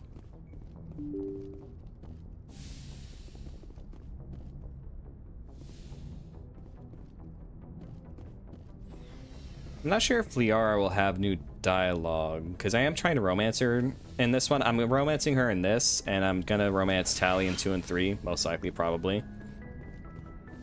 As I do like, I feel bad because it is mean to Liara, but the amount of dialogue you get, yes, you, with the relationship drama between it is just so funny.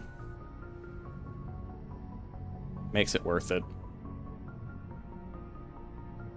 I get the feeling you want to ask me something, Commander. Just checking We in. could pick up where we left off. You were telling me about your Ooh, interest in the okay, so we are Protheans. progressing her Actually, I think I stuff. was talking about my interest in you, and making a fool of myself in the process. You're so As direct. I said, I am not used to dealing with people, especially humans.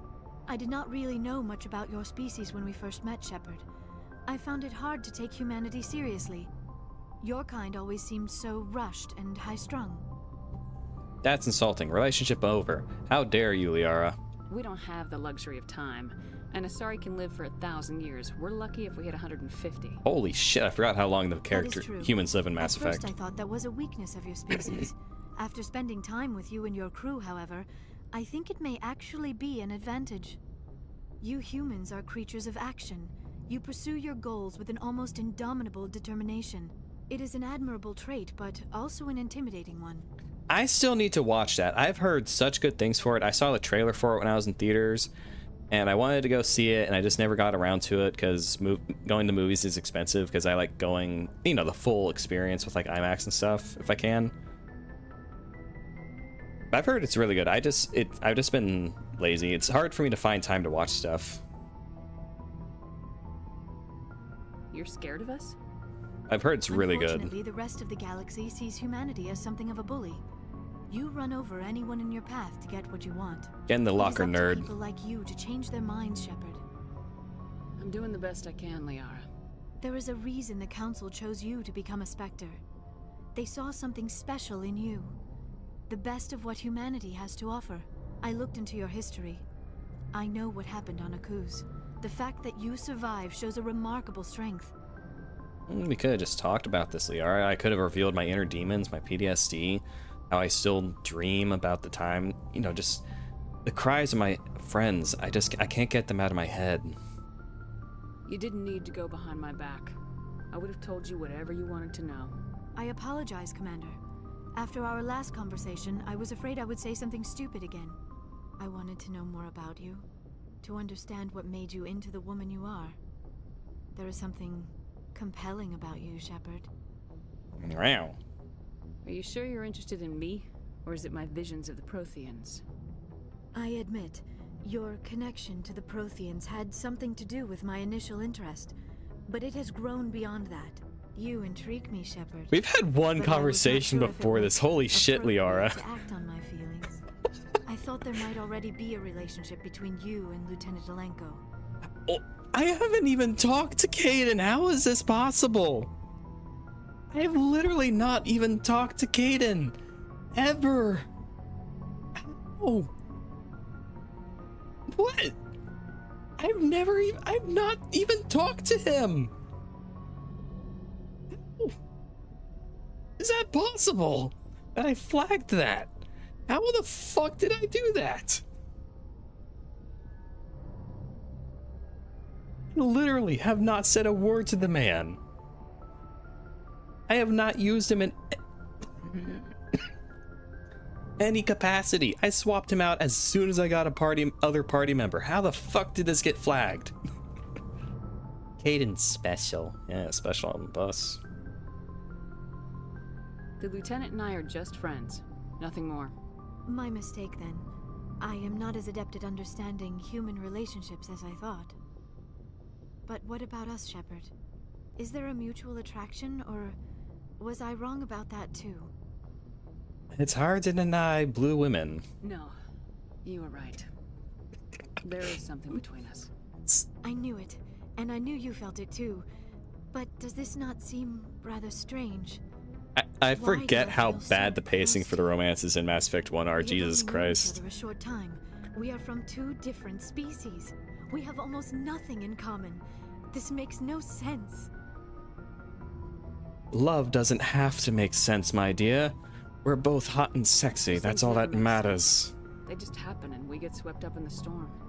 You make it sound so chaotic, so dangerous. I'll keep you safe. I am not looking for a protector. This is all a bit overwhelming. I am not used to this. I need some time. Take all the time you need, Liara. I'll be here. Thank you, Shepard.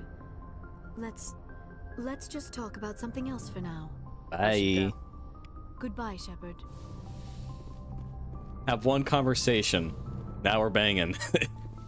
Shepard's just got the riz, man.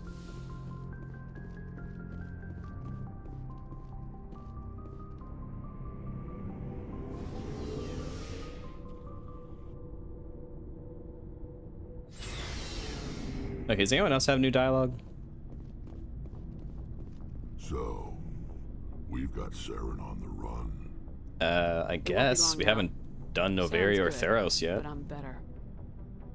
Good. He's rotten. To the core. Bad to the bone. I could tell as soon as I met him. Hey, I'm gonna be right back. I just need to get more Why water. didn't you tell me this sooner? I would have if I thought it was important. I think I'd like to hear about it just the same. This was a while ago. A bunch of mercs were bragging about a job out near the edges of the Terminus systems. They said it paid well and the boss was never around to ride them. They said he was looking for more men, too. So I checked it out.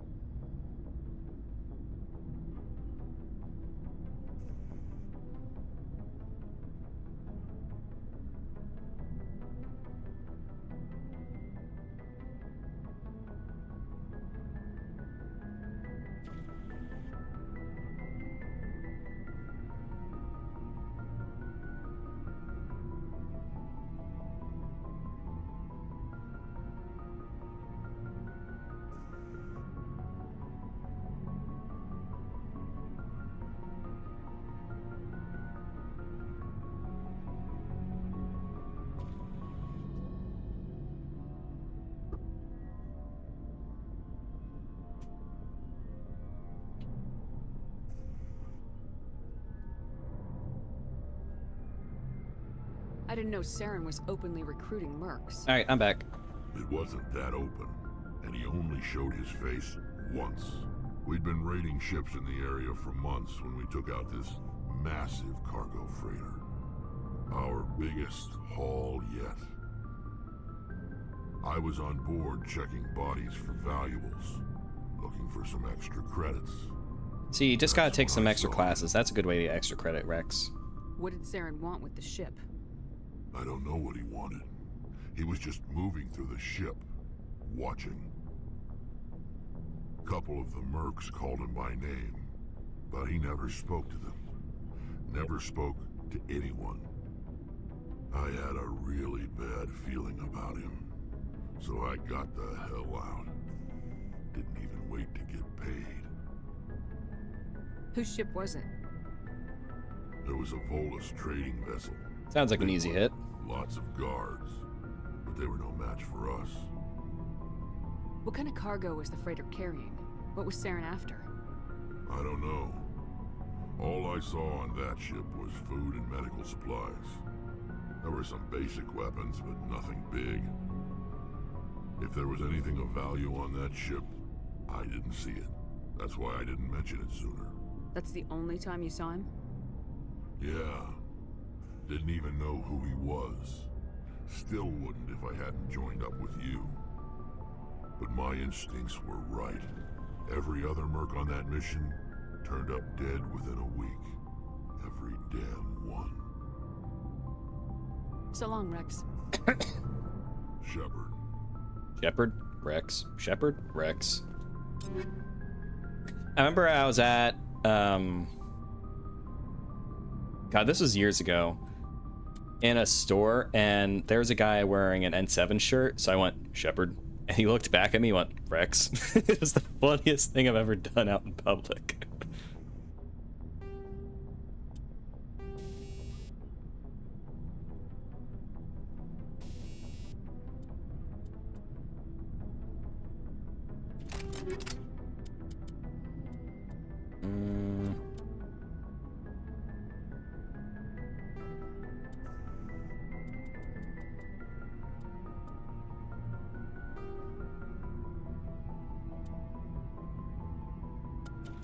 I can't wait to start getting the Colossus armor, because that thing, it is just pure drip. The red and the black, it looks so good.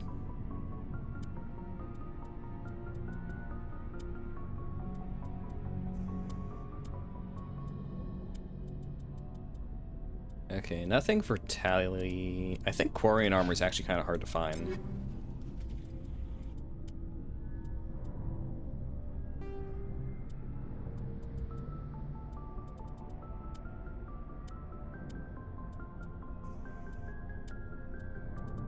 Okay, nothing for Rex. Garrus.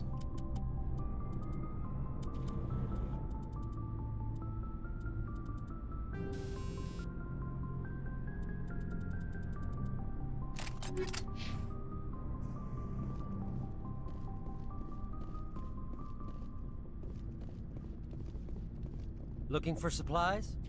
Let me see what you have. Let's see what you got. You bet, Commander.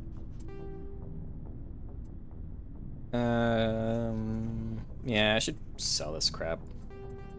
I try not to sell like the upgrades until I start getting like the really good ones. Because like a lot of the other weapons, you know, I can't really bother using them. And by the time I can use like medium armor and stuff like that, it's just gonna be a lot better whatever I find by that time.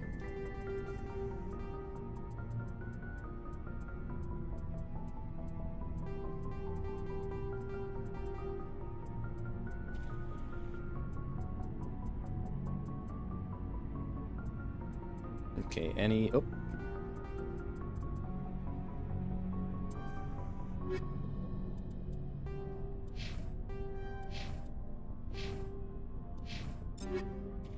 Okay, how... I forget how to install upgrades for the grenades. Oh, there they are.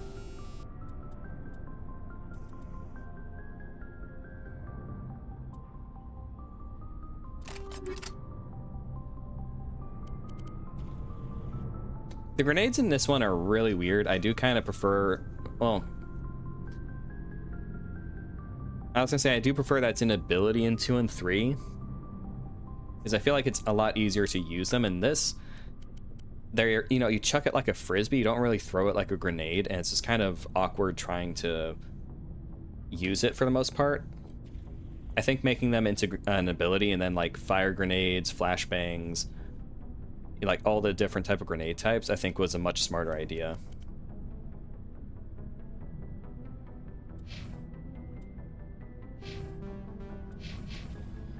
Is there anything worth buying yet? Okay, the HS, I can't afford any of that crap.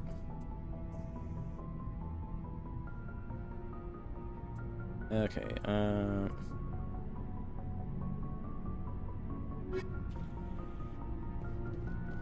let's see what Garrus has to say.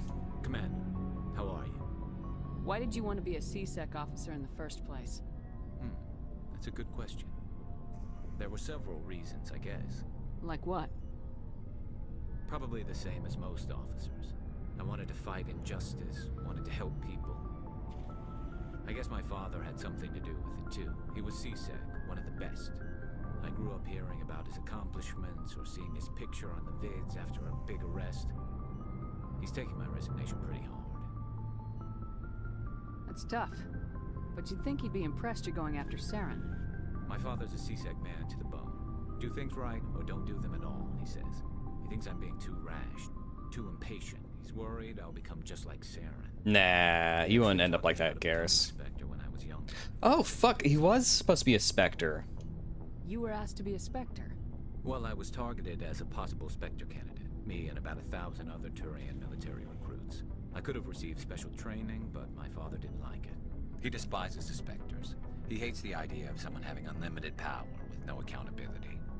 He wouldn't like you, Commander. No offense. Those damn racist Turians. Not all Spectres are like Saren, you know. Of course not. But Saren's not going to play by our rules, C-Sec's rules. If you want to nail Saren, you need to send someone who isn't restricted by policies and procedures. You're a quick learner, Garrus. We'll beat him at his own game. It's the only way to stop someone like him. I'm right behind you, Commander.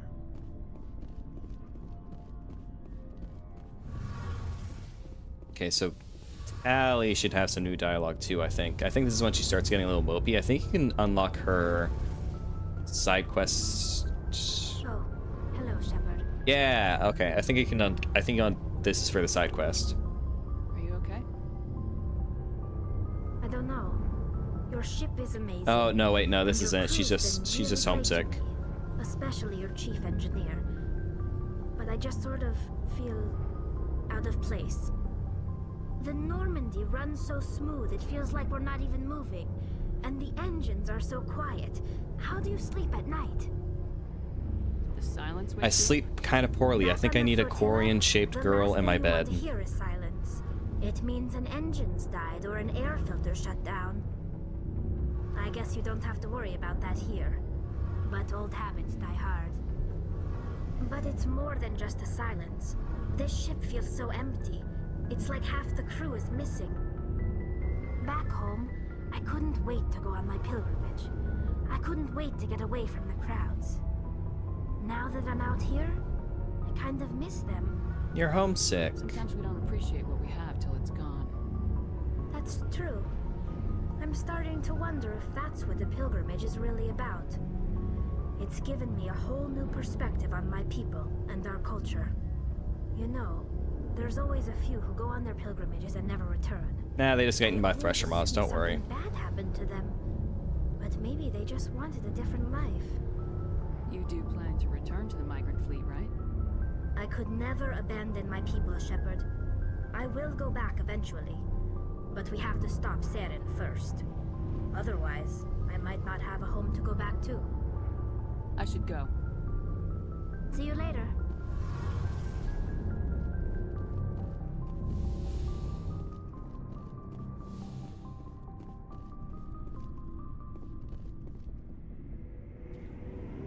Okay, more side quests.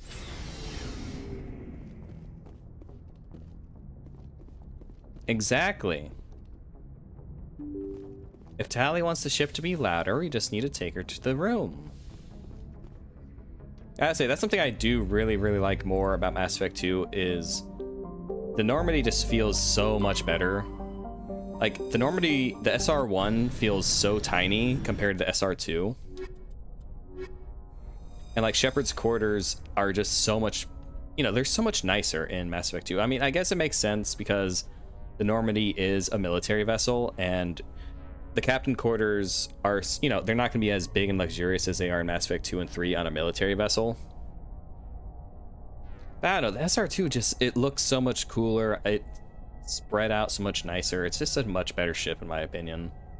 I don't really like how they do it in the SR2 and Mass Effect 3. I think it's serviceable, but I think it looks the best in Mass Effect 2.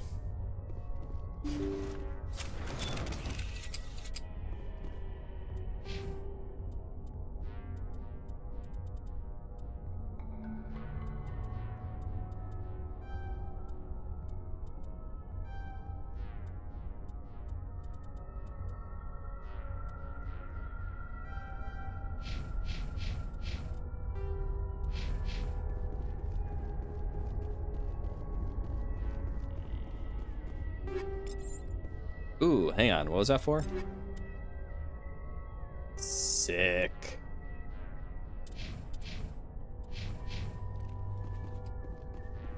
I know they changed it so you can actually use the guns that you don't have special training in Mass Effect 1, but it has always bothered me that you, like, Shepard carries, like, if you're playing a Vanguard and you're only trained to use pistols and shotguns, that Shepard carries an assault rifle and a sniper rifle. Because back in the original version, you couldn't aim down sights if a gun wasn't part of your training. So it always, for me, it was like, why on earth are the characters carrying all these guns that they can't, like, don't know how to use, like, effectively? Like, you could still spray and pray and try to no-scope with the sniper rifle, but it's like, why on... For me, it never made much logical sense for why Shepard would do that. Or like any other characters, and it got real annoying if a character would use a gun that they can't use in a cutscene and then go into a fight immediately after, and then it's like, why? Why do you do that? Oh, I should save. I tried to find a mod that would, like, remove that, but I couldn't really find any.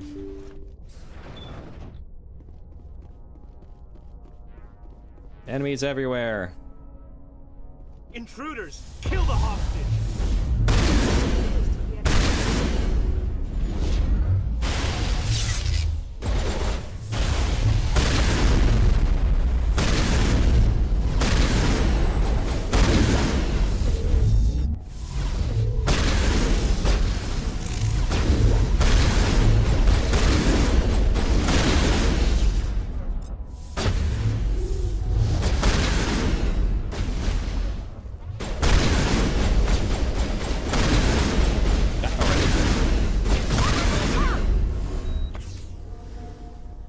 So you can tell Tali cares, so she's the one's crying when I get shot. Liara doesn't. We're actually dating already, and Liara doesn't care I got shot. This is how you know Tali is much better. Okay, I should save the looting for after I save the hostage.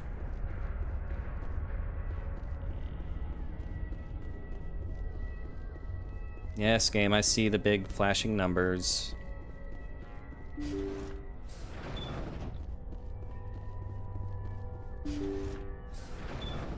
See how it is? You write letters and everyone ignores you. Force is the only thing people appreciate. So how about if I kill Chairman Burns and finish this charade? Please, I was trying to help you people. Let's not do anything we're all gonna regret. Why not? What have we got to lose? Since the chairman here decided that we didn't get reparations, we've got nothing left to live for. But I've changed my mind. Seeing you all, it's clear that you all deserve... You had your chance.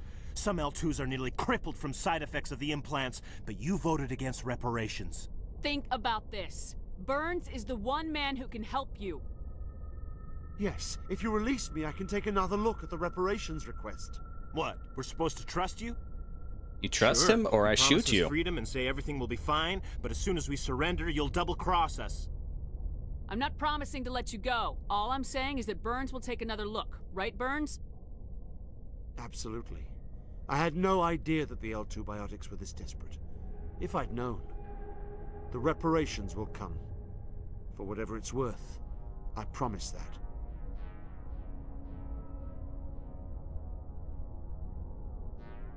You're right. I don't want to die. Maybe something will happen this time. We surrender. Yeah, sorry about killing all your buddies out there, though. I thought I was dead when they took me. I'll see to it that the reparations discussion is reopened. I didn't know they were so desperate. Then you weren't doing your job. A 5th Fleet cruiser will pick you and the prisoners up.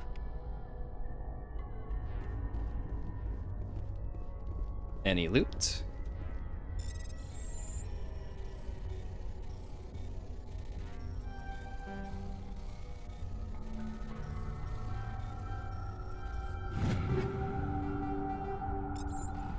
Ooh, let's see if that... Oh. Okay. So you don't really do much melee combat in this game, so the smash damage bonus isn't, like, in my opinion, it's not worth much. Like, the melee combat in this game is better than it was in the base game, because in base game, it was really awkward. You had to run up to him and then be, like, at point-blank range, and then press the attack button, and you would do a melee attack automatically.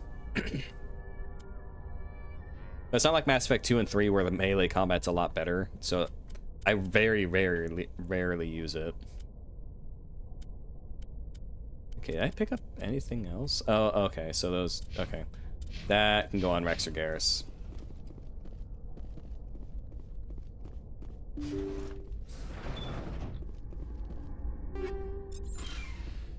Toxic Seals 3.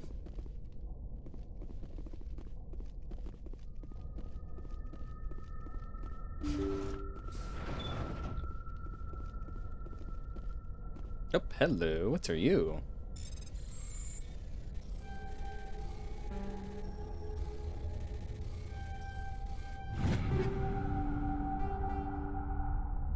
Ooh.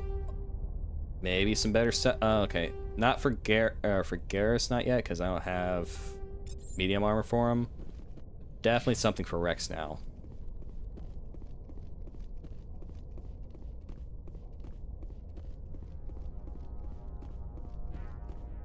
Just a random tire.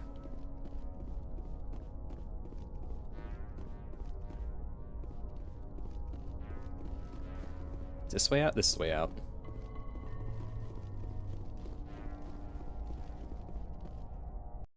I still think it's funny that after this game came out, the Mass Effect devs said, like, yeah, Shepard doesn't actually move faster when they run. Patching it through. It's just like we add like a screen check effect to give the illusion that you're moving faster.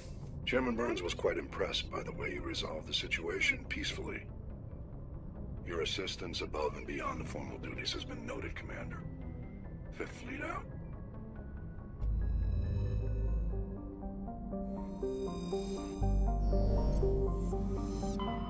Okay, is that everything? I think that's everything in Hades Gamma. Okay, so you're done. Artemis Tau, Hades Gamma.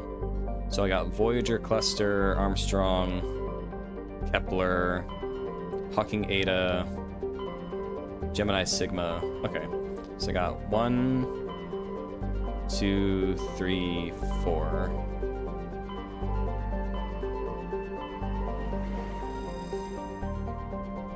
Yeah, like it's just a trick. Because like the player sees, oh, when you hold down the run button, the screen shakes and Shepard's animation's different. So your brain tricks you into thinking that Shepard's actually moving faster than Shepard actually is. Because you're not moving at any different speed.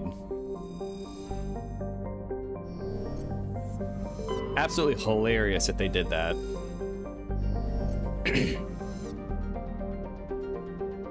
Because like when you sprint in combat, you're definitely moving a lot faster, but outside of that, you're not moving very quick.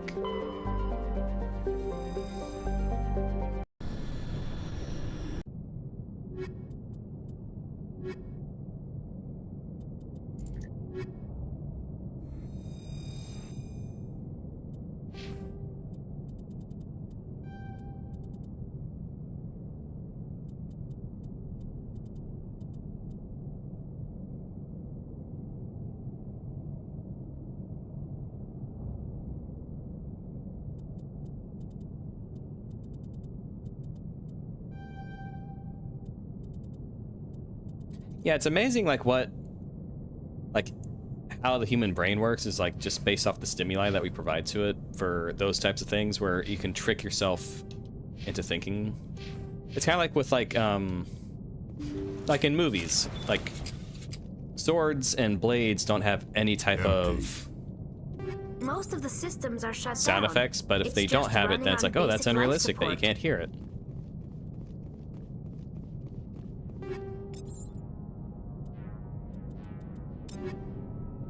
I really like the creepy music that they do in like a lot of the space levels like this. It really, like, I don't know, it's so atmospheric. It really helps make these ships feel derelict and abandoned and you're somewhere that you shouldn't be.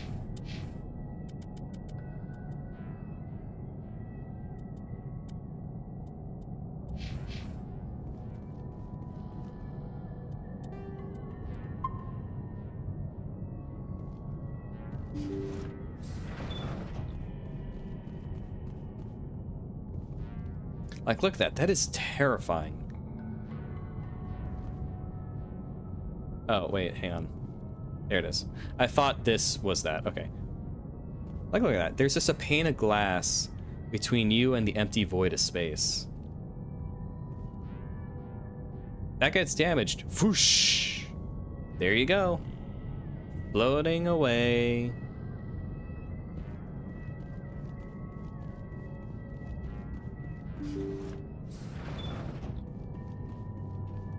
Hear that? We're not alone.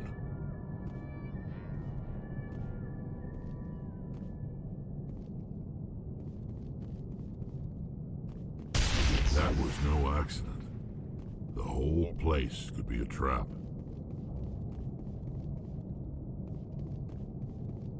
Okay, is there any loot?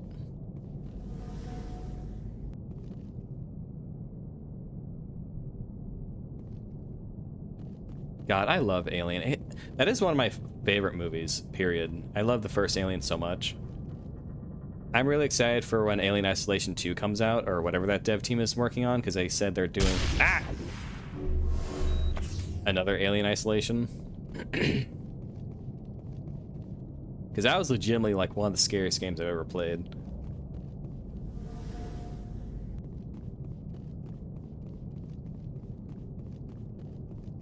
I am really happy. I got to go see that in theaters. Not like back when it first came out, I'm not that old, but for its anniversary, I got to go and see it, and it was so awesome getting to watch it on the big screen.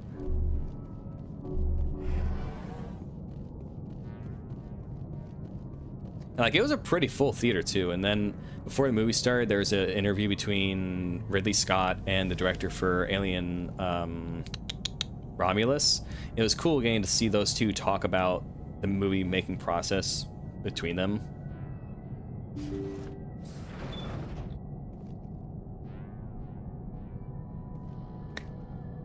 Right, Kronos. I think I saw Shiori was playing that. I know it's made by Bloober Team, I think, the guys who did the Silent Hill 2 remake. That it's like their Dead Space style horror game, and I really want to get it, but games are expensive. I would definitely stream that, because I also got Callisto Protocol. I picked it up for dirt cheap for like $5, which is about what I think that game is worth. I don't know, maybe I'll stream that, maybe, eventually. Because I've heard it's kind of garbage, and just like a poor man's version of Dead Space. I still need to stream the other Dead Space games.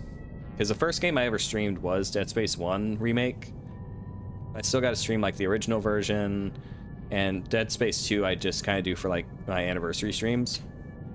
I don't know if I'll do Dead Space 3. That game's kind of meh.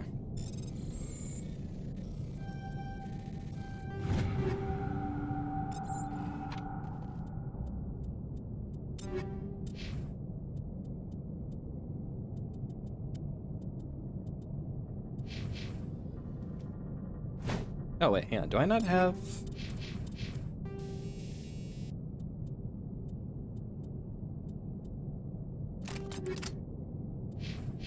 There we go. Sorry about that, Rex.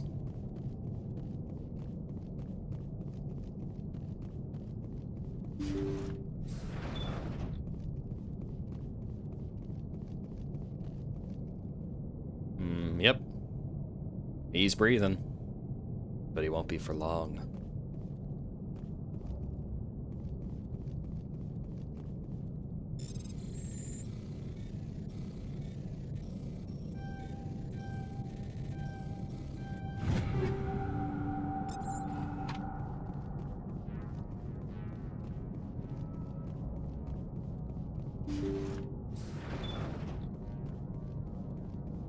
Jacob is showing no signs of brain activity. There's nothing more we can do for him.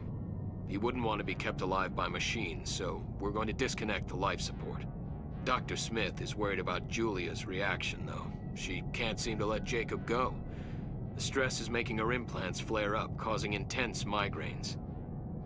It'll probably be easier for everyone if we don't tell her until after we shut the life support down. Give her a chance to... Julia, what are you doing here? Why are you...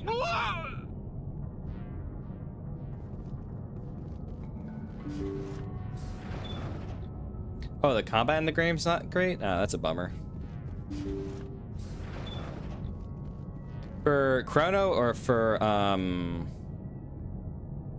For Kronos or for Callisto? It's I've heard Callisto Protocol's combat is not great either because it's like very melee focused, so it kind of takes away the horror aspect when you're beating a zombie to death with a baseball bat. They say Jacob's gone. They say his brain isn't functioning anymore, and they want to shut off his machines. But Jacob's the only thing in the world that matters to me. Ah, okay. I don't know how to help him, and it's tearing me up inside. I just feel so helpless, so damn angry. Dr. Smith gave me some meds to calm down, but I didn't take them. Take your meds, Schizo. Not until I figure out a way to help Jacob. I won't give up on him. I won't.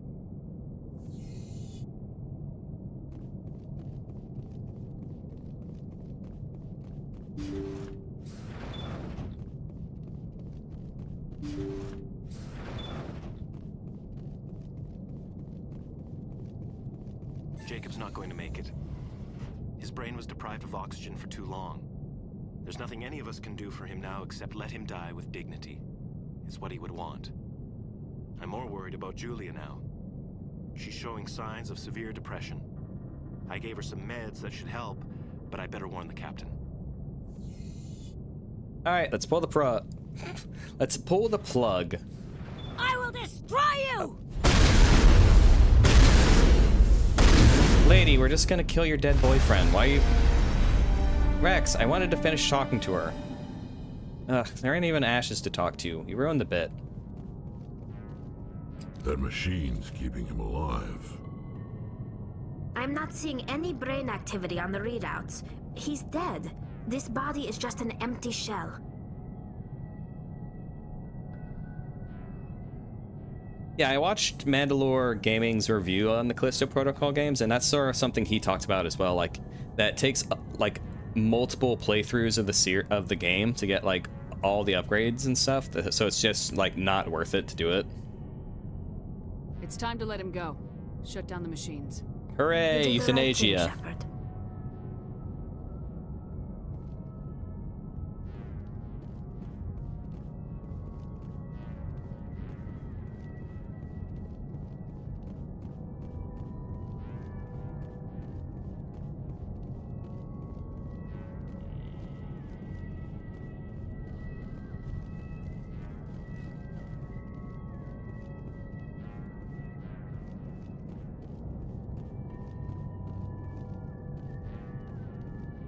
All right, let's get out of here.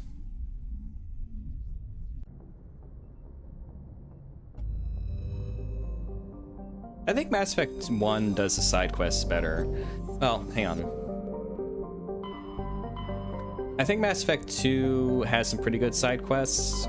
Because I do like some of them, like locations you go see. And the loyalty missions, if you want to count those as side missions.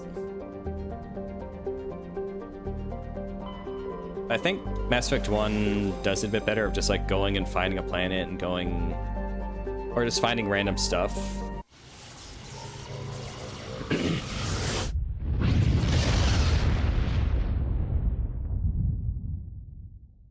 Commander, incoming signal from 5th Fleet HQ on the Citadel. What do they want? Shepard, something uncomfortable has just come up. In the First Contact War, we fired a lot of espionage probes into Turian space. We just received a mission complete burst from one of them. Where's it been in the meantime? No idea. Oh, I know this mission. These probes were built in a hurry after First Contact. What makes this uncomfortable? It's a When nuke. these probes were launched, we didn't have any idea who we were fighting. We didn't want to risk aliens examining our technology. The probe has a demo nuke built in. A 20-kiloton tactical fusion warhead. About equal to the bomb dropped on Hiroshima back in the 20th. If somebody finds that probe, tampers with it, you don't need me to finish, Commander. Get a bomb disposal team. I understand this must be handled, but I don't have anyone trained to deal with this sort of thing, sir. I know. I wouldn't ask if it wasn't important. These probes have been classified for 26 years. The Council will call fusion bombs. I might stream it since I do have it, because I'm trying to finish Silent Hill F and then get through Silent Hill 2, the original, and then by the time I'm done with that, it should be when Resident Evil 9 comes out. I do want to play like the other Resident Evil games as well, because I've only played or streamed a couple of them. How did it get there? I don't know. It's But it's definitely on like in my It's also possibly got to stream later list. It could have been wandering the relay network since the war. Yeah, it's just a little We'll nuke, get not on a it big deal. immediately, Admiral, and we'll be discreet. I appreciate that, Commander. Good luck. Fifth Fleet out. I don't think you see Admiral Hackett until Mass Effect 2. Is Admiral Hackett in this one? I think he's just like a voice. And then in 2, you don't really interact with him much until the DLC. I think that's the first time you see him is over like the vidcom that Shepard has with him about that mission. And then you see him a bunch in Mass Effect 3.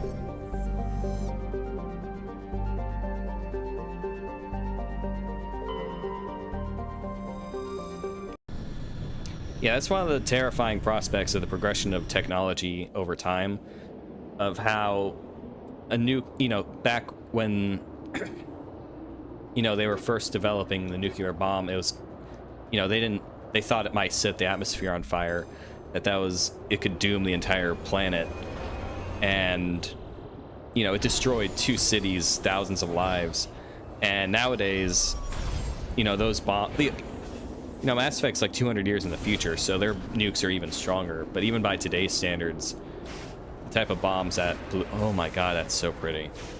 That destroyed Hiroshima and Nagasaki are just child's play compared to what we can do now.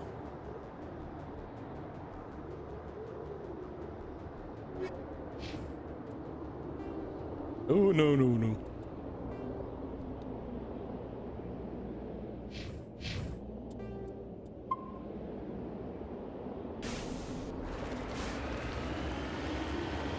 So, fun space fact, because I want to write a sci-fi book, and I'm in the process of trying to get one of my horror books published, so... But unfortunately, I was wanting to work on a sci-fi book, and it would be a lot like, kind of like Mass Effect, with like a... What the fuck is that sound?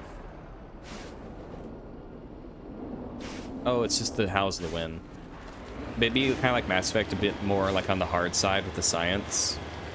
And most of the stars that are in, at least what we've observed, are red stars. Red giants, red dwarves, and things like that, because they are much lower intensity than the yellow and orange type of stars that you see like around our solar system. Just a little bit of nerdy information there. Okay, so that's the Alliance. Okay, so that's the quest location. Let's go check over there first before we go in, because I know what happens in this quest. This is a much easier quest if you have a class that can use a sniper rifle. Shit, I should have brought Garrus.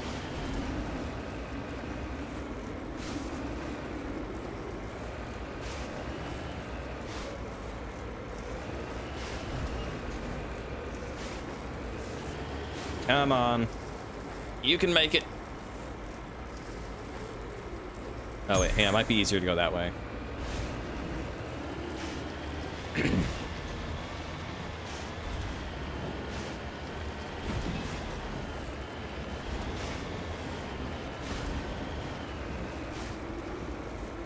Driving the Mako up the mountain is like trying to drive a horse and trying to ride a horse in Skyrim up a mountain.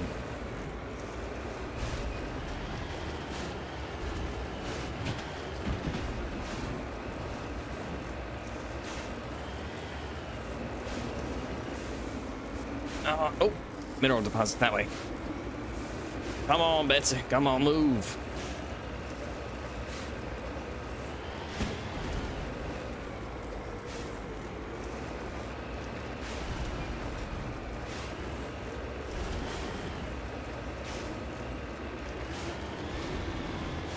Whee.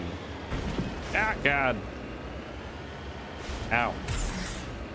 I am not getting back up out of this place, am I?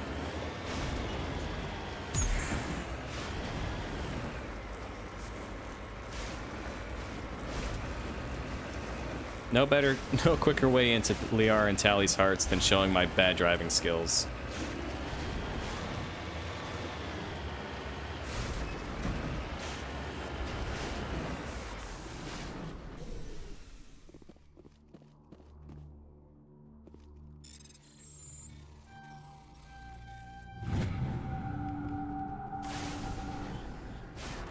I find it funny how like the bad controls for the Mako. Yeah, Pluto is very, very small. It is absolutely tiny. Like, I remember when I was a kid, Pluto was considered a planet and things like that. And I remember the the backlash and all the negative stigma older folks like myself have of, oh no, Pluto is still a planet. It's still the planet. They're part of the solar system, blah, blah, blah, blah, blah. And until you realize that they declassified it as a planet because it's literally smaller than our moon. It is tiny. It is so small. And like there are other things like Pluto-sized things outside, like a little bit past Pluto. I forget the names of them though. Because you got a couple of those out in that part of our solar system. But when I realized like how tiny the moon or the Pluto actually was like, okay, yeah, I can understand it. I understand why it's not counted as one anymore. Get up the fucking mountain.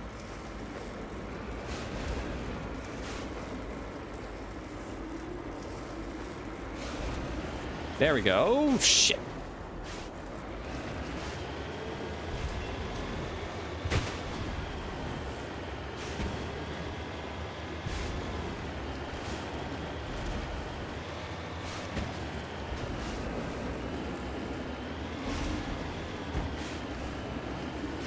Yeah, I think it's classified as an exoplanet now, or is that the term?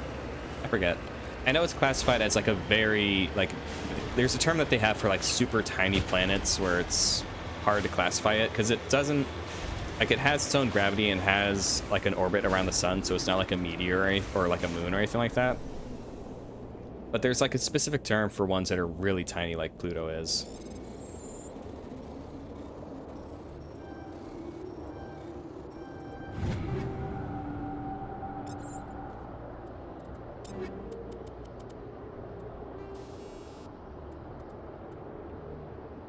%, toxin resistant.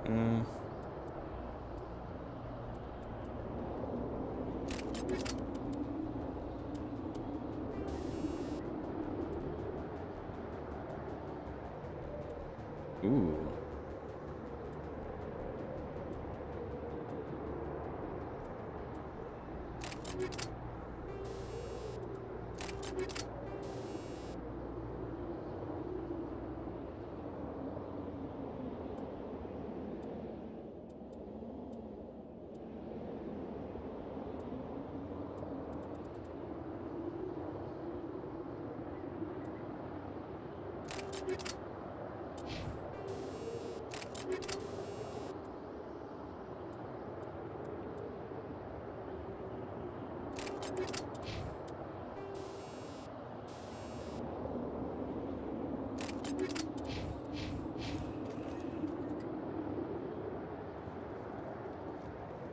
What's Liara have to say?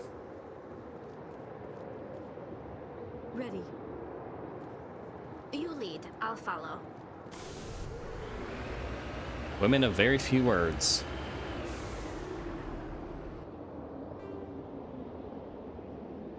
Yeah, that's something I really like about, not necessarily Pluto, but for like, shit, what is that, Europa? Is it Europa or Titan? One of Saturn's moons where it's been observed that it's like all, like has like an icy crust, and it's like a lot of, we believe that there's water there. It's like, what is underneath there? What is underneath the ice sheets? What kind of alien horrors are in the waters of Saturn's moons? I don't think I'm gonna be, I don't think I'm gonna be around whenever we get to figure out those parts, because we're just doing stuff with Mars right now, and it's gonna take forever to get to Saturn. But it's cool to think about, like, what is on those moons?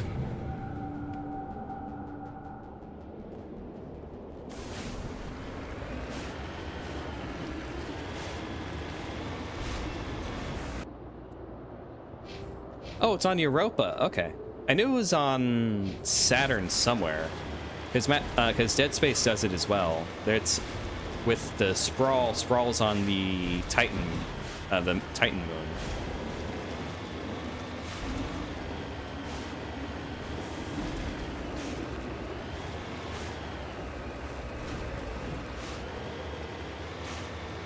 Yeah, this mission is way easier if you have a sniper rifle.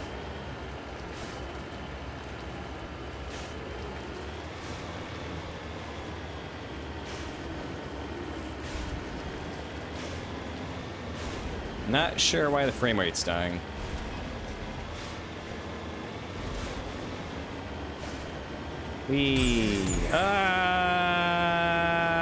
Bonk, bonk.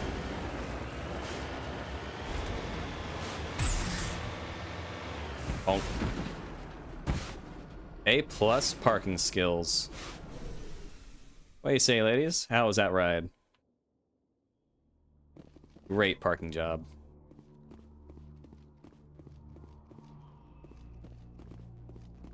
The signal is coming from a mine? A trap. It has to be. Duh. I concur. This did not crash. Someone moved it here. Your grasp of the obvious is inspiring. There's still a nuke down there. Check your corners and watch your back. You're such a dick, Shepard. You're Shepard, you're such a dick.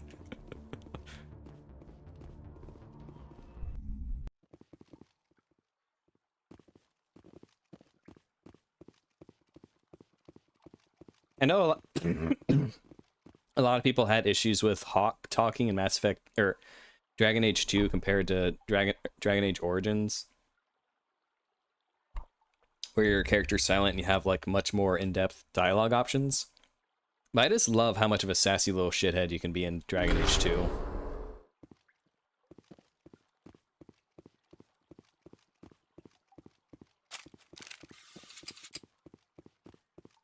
Liara, where are you? Liara, my dear. What you doing? On your order, Shepard. Come on. To me! There we go.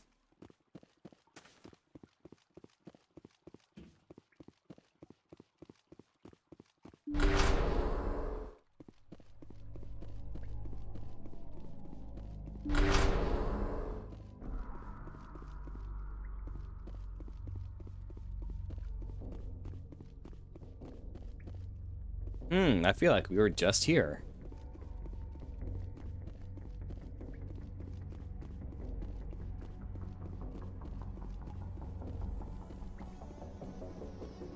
Okay, I don't think there's any loot in here.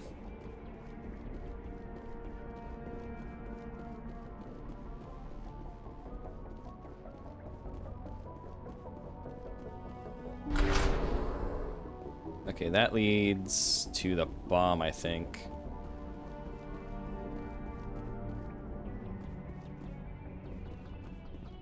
No, Shepard's not a Karen.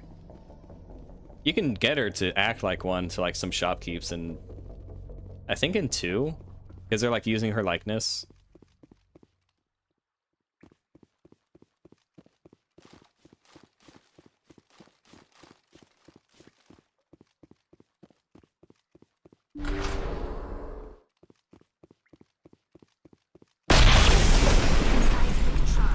Someone did that on purpose. That hurt my ears. Holy shit. At last. Have we met?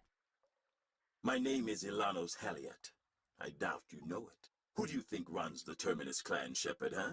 Thousands of pirates, slavers, criminals of every stripe? You assume I give a damn. That's cute. The strongest leads. The one who kills the most men, seizes the most ships, pillages the most colonies. 3 years ago, I was the strongest. I used my influence to assemble a fleet. We would drive your kind out of the Verge. I love that Shepard's backstory and like their military career shows up in the side quests in this game, because in Mass Effect 2 and 3 it feels like it kind of gets sidelined unless you choose the unless you're an Earthborn in Mass Effect 3, or if you're born into a military family, because if you're in military family you can talk, like call Shepard's family and talk to him. And then if you're Earthborn, like taking Earth back, just like Shepard gets special dialogue about it. I feel like after Mass Effect 1, the backstory and military career stuff just kind of gets swept under the rug, which is kind of a shame, because I think it could have been cool in Mass Effect 2 if like you're a sole survivor or a colonist, that you could like bond with Jack over that or something like that, or call Cerberus shit out more often if you survived a coups, because given that was a Cerberus operation. You're the one behind the attack on Elysium. I was the motivator, the instigator, the one who promised glory and riches for sacking the largest human colony in the cluster. Yeah, how'd that work out for you? Blamed when it failed. Failed. I was ruined when your kind held against the Blitz. What better way to recover my reputation than by eliminating the first human Spectre? My crew will come for me. Oh, let them. We'll be ready. An Alliance warship would make a fine prize. Oh, and if you haven't noticed, the ores here are laced with heavy metals.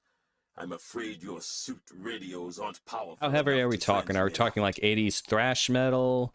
Are we talking like metalcore? Are we talking like modern stuff? How heavy we talking, buddy? You'll see me again, Halliot. Count on it. I rather doubt that. Goodbye, Shepard. What do we do now, Shepard? We've got air and light, and the Normandy's still in orbit. Let's look for another way out. There's no time to get out. You have to disable the dump. Disable the nuclear bomb.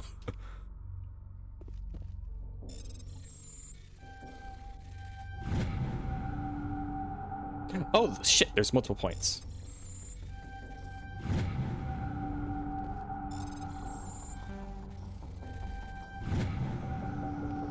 Look at that, Shepard. You know how to disable a nuclear warhead. I'm so proud of you.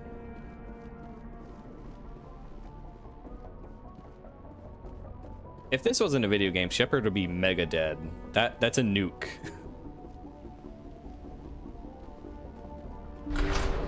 Like, that is super dead.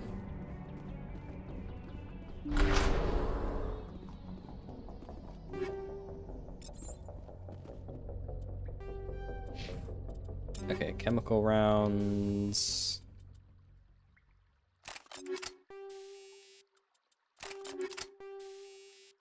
Plus 30% weapon force.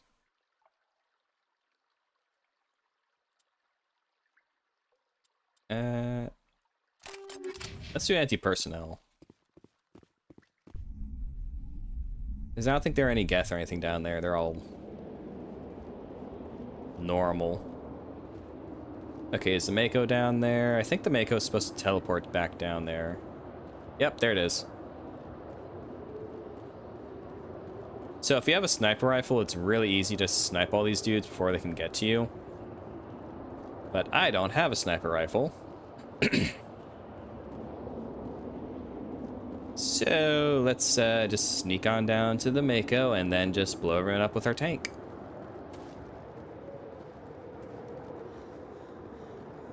We'll be correct. That guy did not see us again. We got to see him, though, at the end of our gun.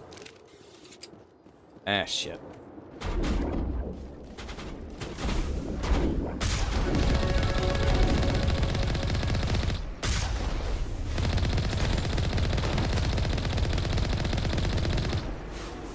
And goodbye.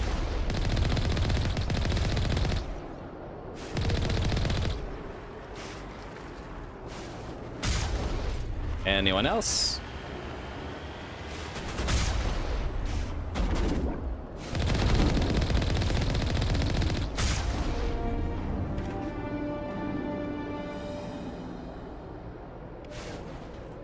All right, oh, hang on.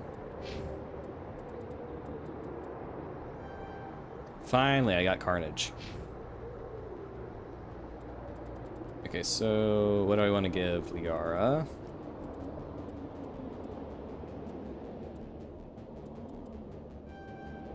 More into lift. Oh, hang on. Advanced throw.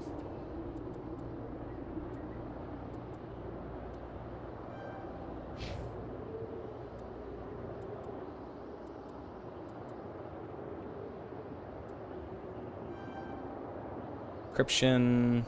Put it into electronics next.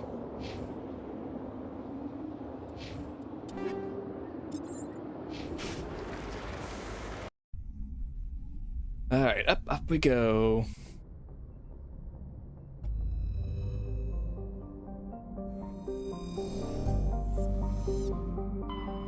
Okay, is that everything in the Voyager cluster? It looks like it is. Okay, so Hades Gamma's done, Artemis Tau's done, Gemini's done, Voyager cluster got Armstrong, Kepler, fucking Ada. Message coming in from the brass at Arcturus. Patching it through. Excuse me.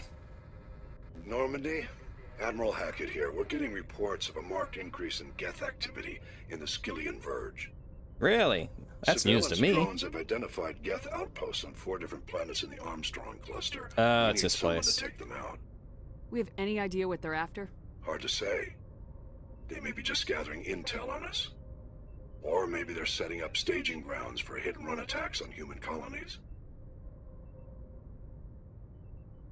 It could be the first wave of an invasion. Let's hope not. We need someone to investigate this, Shepard. Finding Saren is still your top priority, but you've got experience fighting the Geth. You're the logical choice to take out these outposts. We're transmitting all the locations of known Geth outposts in the Armstrong cluster to the Normandy now. Admiral Hackett out. This is a long quest, because you gotta go to, like, all 4 of them to go do that. Let's check... Let's check the other 2 first, and then come back to this.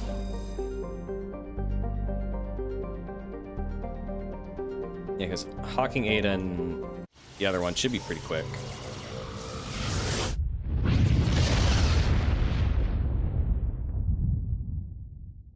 Message coming in, Commander. Big surprise. The Alliance needs you again.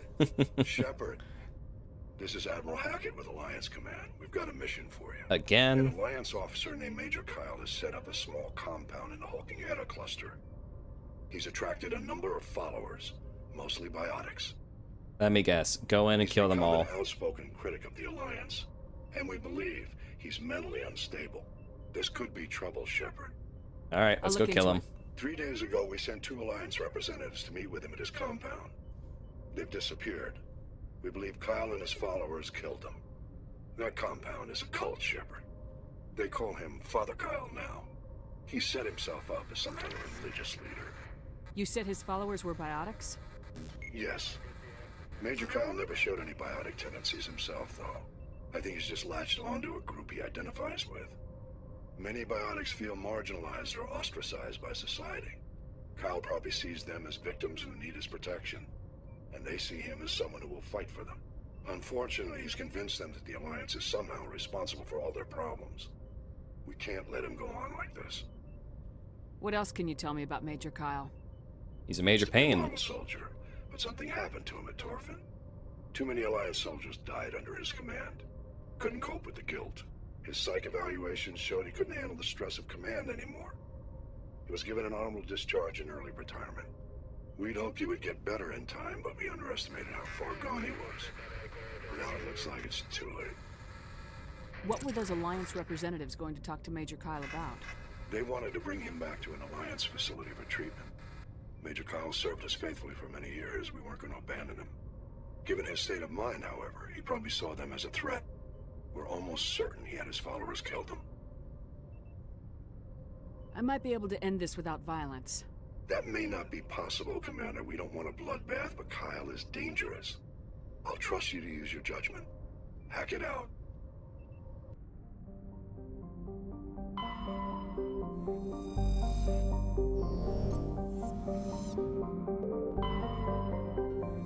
Is this it? Yeah, this is it.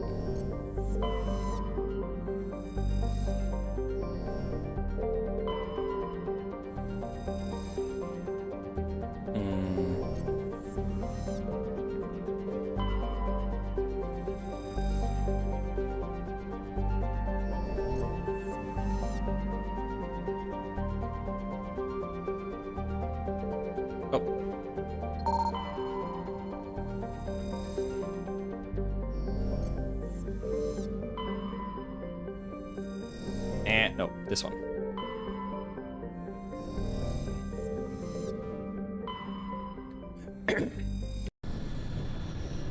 I don't think Mass Effect 2 or 3 really expanded on, like, the what they did with the biotics in Mass Effect 1, because they set it up a bit. They're like, oh, they got all these issues, and they hate the Alliance, things like that. They don't really expand on it too much, I think. Bring Liara. Let's bring Rex. Because I feel like that aspect of the universe just gets kind of not ignored, but just kind of forgotten about afterwards. Like all the social issues that the like L2 biotics have, and then just in general from like all the experiments that are done to get them to be able to do biotics. Okay.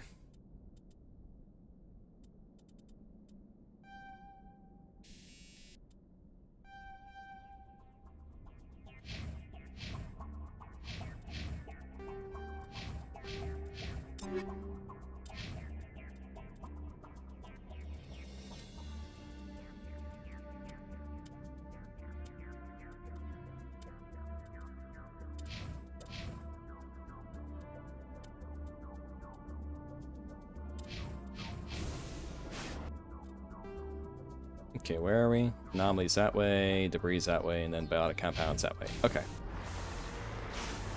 Yep, hang on. What's over there?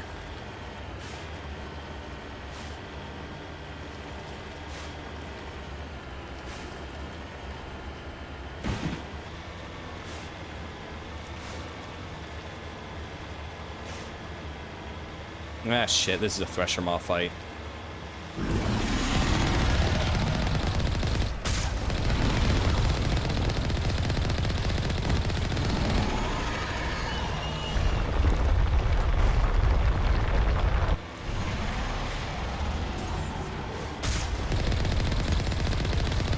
Nope.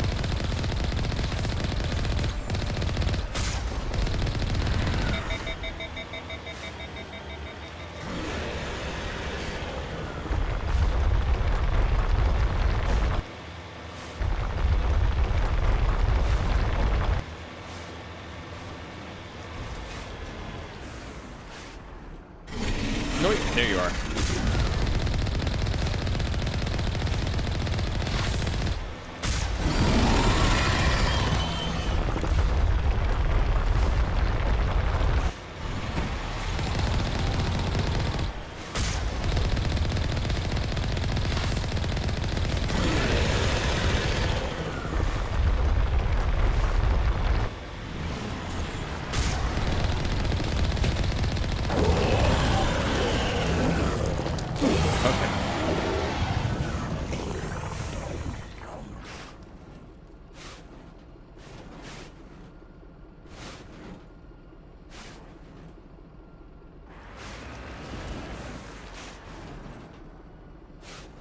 I remember back in the original, whenever you had to like repair the Mako, is it would come to a full stop, and that was such a pain during the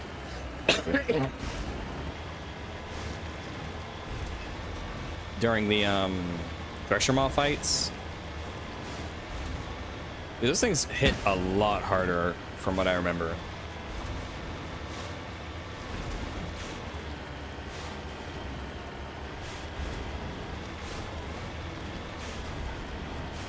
Wow, that's pretty.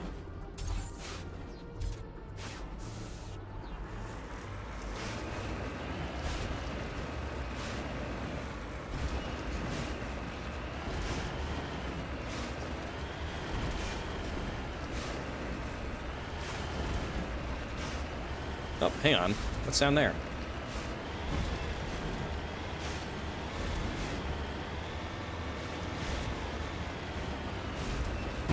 Nah, nope, nope, nope.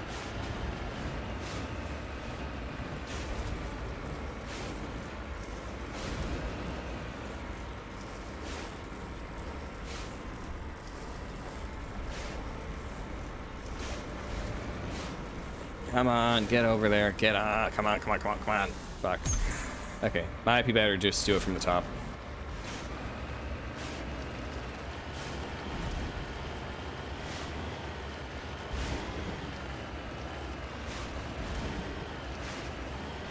Yeah, the Mako's got to have like really good whiplash prevention, because this is such a bouncy ride. I'm not sure how anyone could get through it without like some part of them getting broken. Maybe Dr. Chakwa is also like a chiropractor. All right, don't move, Shepard. I'm just gonna feel a slight, something a little slight. Oh, nope, Shepard's dead.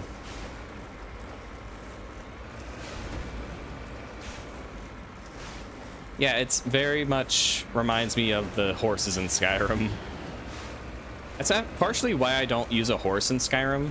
Like, I know it's faster, but at least for me, it's like, it's just such a pain in the ass trying to get that thing to work. It's much easier just to not have a horse, just try and do it by foot.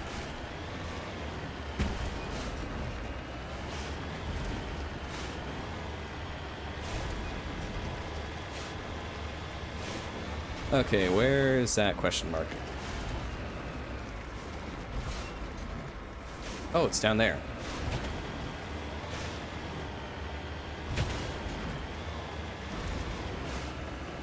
Discusser, prefab, utility shacks would instantly ramshack a look to them. A set of rubber tracks lead away to the mountain range to the southwest.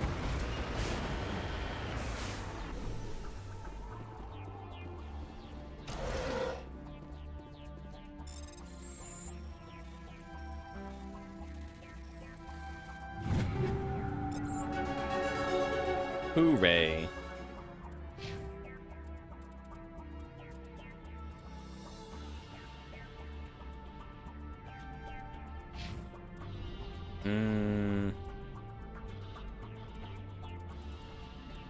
Oh, heavy armor. Definitely need that on him.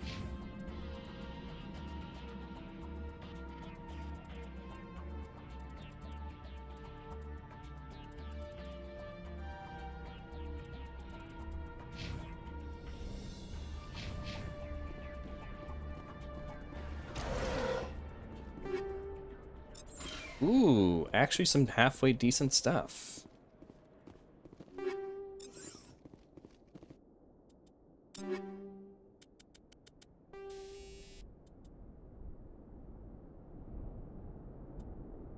Plus 100 shields. Holy shit. Thank you for that.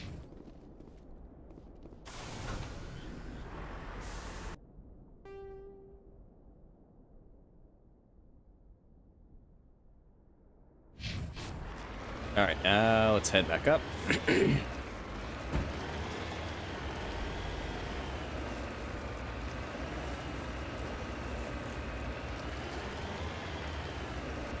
Yeah, what level am I? Oh, I'm level 20 already? Because the level cap in this one is 60. I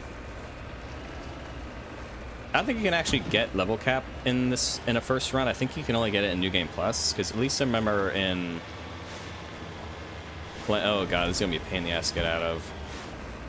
In the original, I think you usually, by the end of the game, are usually around level 50 or so. It's very difficult to actually get to level 60.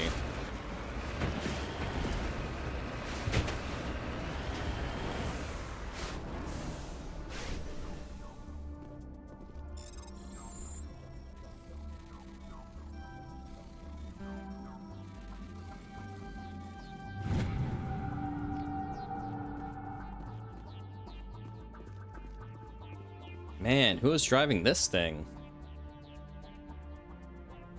Okay,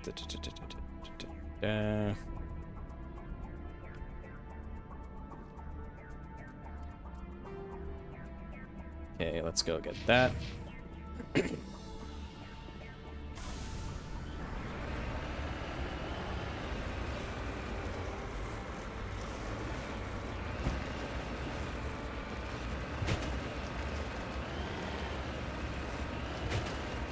Nope, nope, no.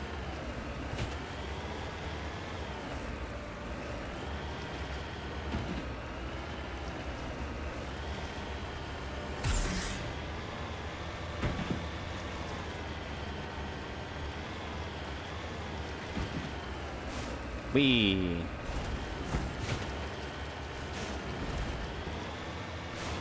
Please tell me there's not a thresher maw here.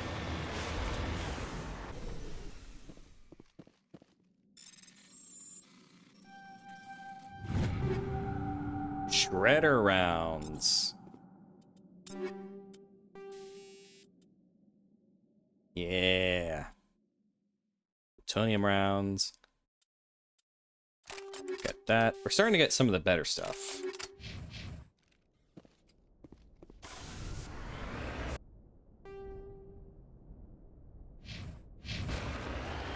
Once you start getting like the really high level heat sinks and then explosive rounds, the shotgun just becomes so busted.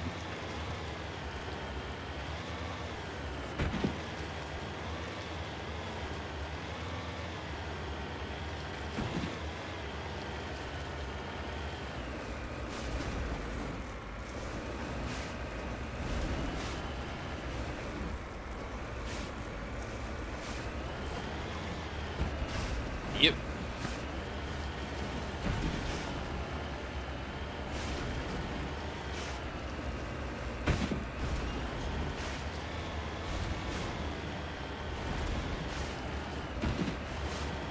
Ooh, what is that? Is that gold?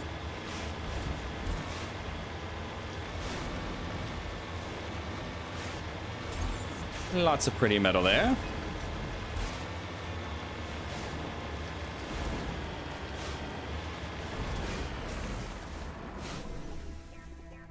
Gold.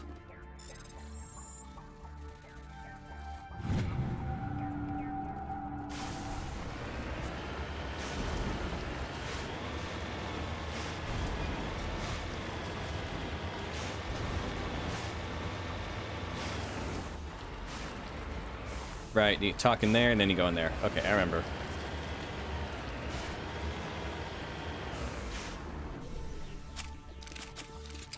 Alright, we're coming here to talk peacefully. Ignore the shotgun in my hand.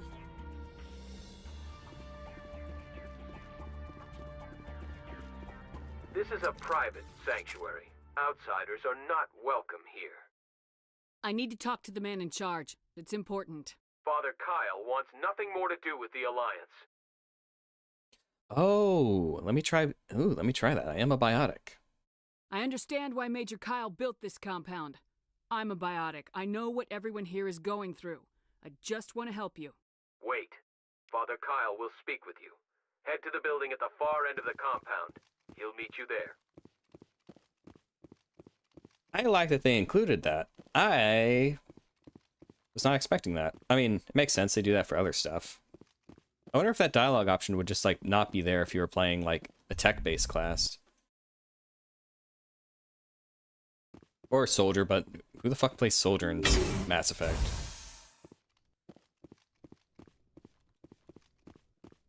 At least, like, in Mass Effect 1, I don't see why you would ever want to do a soldier playthrough in this one. Mass Effect 2 and 3, I can kind of see it, because the gunplay is a lot better. Like, what even abilities do you get in Mass Effect 1? Because everything is focused around the tech and biotics. And you don't have, like, the different ammo variety, like, or ammo skills like in 2. You don't have the grenades in 3. Or, like, the bullet time ability. It's a very odd game to play soldier in. Okay, any loot?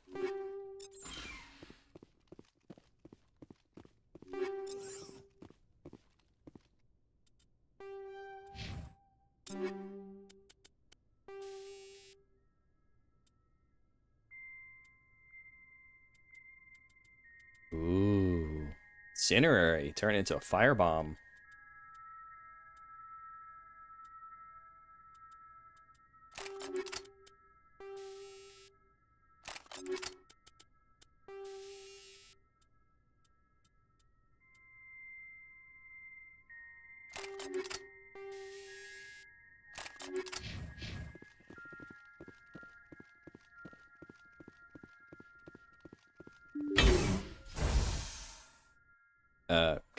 Okay, there we go. Kyle. I know why you've come. We have no quarrel with you. Why can't you just leave us alone? What I'm here to those kill other you. Alliance officers? The ones who came before me. They wanted to take me away from here. They wanted me to abandon this place, turn my back on my family. They spoke blasphemy. I did what I could to make their end quick and painless. I had no other choice. It was necessary to protect my children. Only I can keep them safe. The Alliance sent me to bring you in, Major. Can't you see this has gotten out of hand? Don't you understand you are endangering your followers? I respect that you have come under a banner of peace, but I cannot do as you ask. If you take away their father, my children will be helpless. You ordered your followers to kill those Alliance investigators. You must face the consequences of your actions. Do you really want your children to suffer for your sins too? No, this was my fault. My children are innocent, pure. Please. Pure. I never meant for this to happen. I'm sorry. You're doing the right thing, Major. Your children will be better off for it. Come on. Wait, if my children see you taking me away, they won't understand. They will attack and you will be forced to kill them all. Well, that is an Show option. me the error of my ways, Commander. Now you must give me time to explain it to them. It is the only way they will understand. Please. Fine. Give me 1 hour. After that, I will meet the Alliance authorities at the gates of my compound and surrender without violence. I give you my word. All right. I'm gonna trust you. If you betray that trust, you and all your children will suffer. I will not betray you, Commander. Thank you for this. Your pilot can have an Alliance command patrol pick Major Kyle up. I just hope you know what you're doing, Shepard.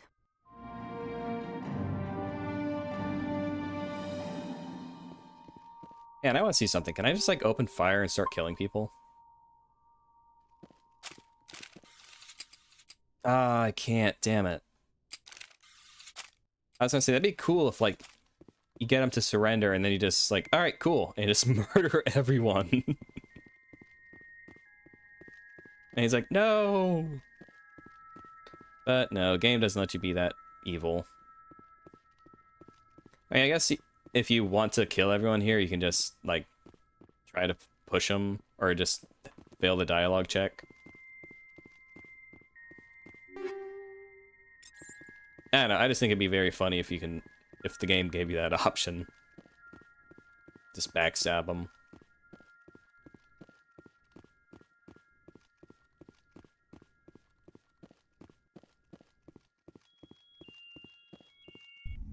Man, I just love the ambient music in this game.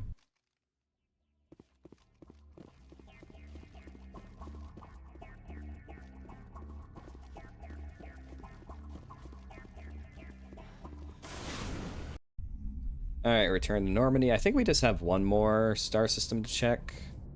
Message coming in. Patching it through. Admiral Hackett here, Commander. Your helmsman just forwarded your report on Major Kyle. We sent in a team as you instructed. Kyle's followers have disbanded, and the Major surrendered to us without incident. We'll make sure he gets the help he needs. Yay. To be honest, Shepard, I thought this thing was going to end in a bloodbath. I don't know how you did it, but you saved a lot of lives. Congratulations. Thanks.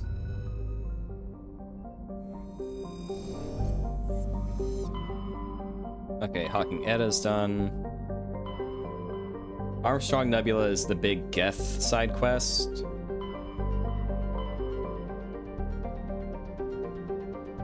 So I'm gonna check Kepler Verge, do whatever's in there, and then just call it for the night. Because Armstrong Nebula, that side quest takes a while. And we still have... That should knocked out a lot of side quests outside of what we do over in the Citadel. So once we get that, it's just gonna be like Pharos, Pinnacle Station, Novaria, and so just 2 more story missions and then the 2 DLC missions. And then you get into like the end game stuff. It's like there's a lot of side content on the Citadel, but I just want to try and get all this stuff done. I think you unlock more stuff in this part of the space once you complete some stuff on the Citadel.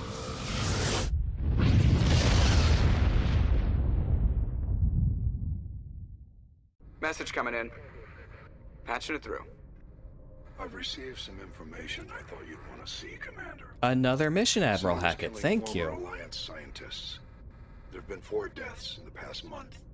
I'm happy to Oh, look this is into the it, Admiral. Cerberus side What can you quest. tell me? We found a connection between the scientists and you. They all worked on a classified project several years ago, on a cruise. A coups. I lost my whole unit there. You're saying that our scientists were involved? I can't get any information on what they were working on. The project records were sealed. Commander, Shepard, what you do with this is up to you. I just thought you'd want to know. There was one other scientist on the project, Dr. Wayne. I'm transmitting his last known coordinates. Good luck. 5th Fleet out.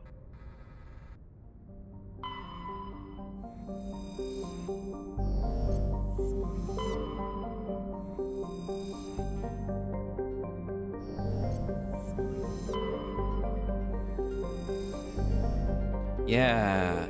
So this one, because there's the Cerberus side quest. Oh, right. There are some side quests that you unlock after you do Pharos and Novaria. I remember now.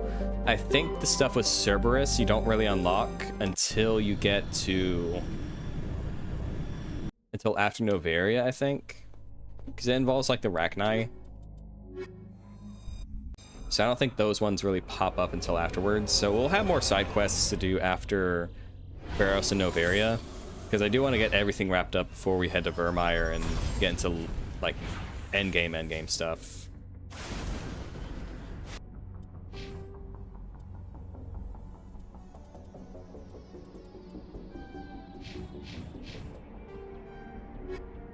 Okay, how much have we done? Decent amount, but yeah, a lot of that's Citadel. Now, a lot of it also is just like fetch quests, find stuff. Yeah, Citadel.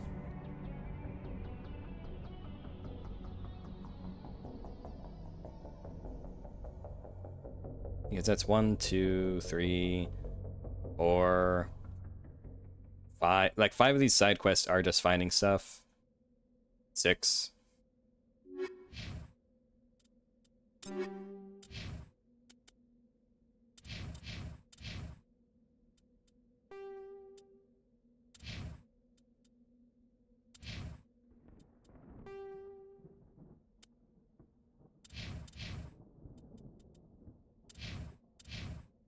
Okay, Tali gets that.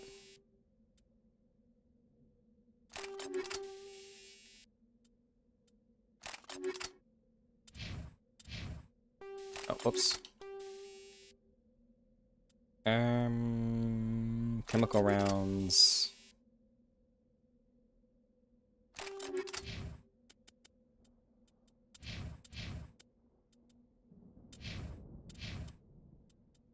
Okay, yeah, should be good to go. Where's the map? There's the map. Okay, should be pretty easy.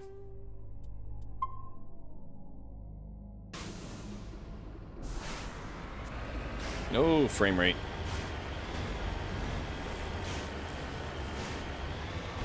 Oh god, frame rate. Come on, game. I believe in you. I believe you can do it.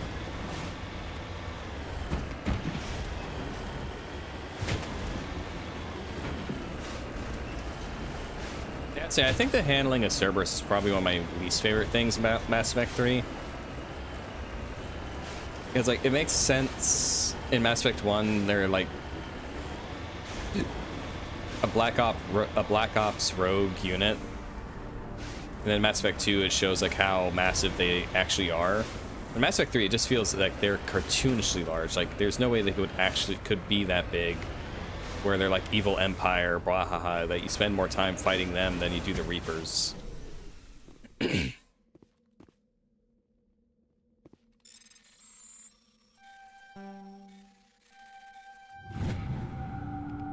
Like the big game about the big war with the Reapers that's been building up for 2 previous games, the climactic end of the trilogy, and you spend most of it fighting Cerberus. Like, and like, it's.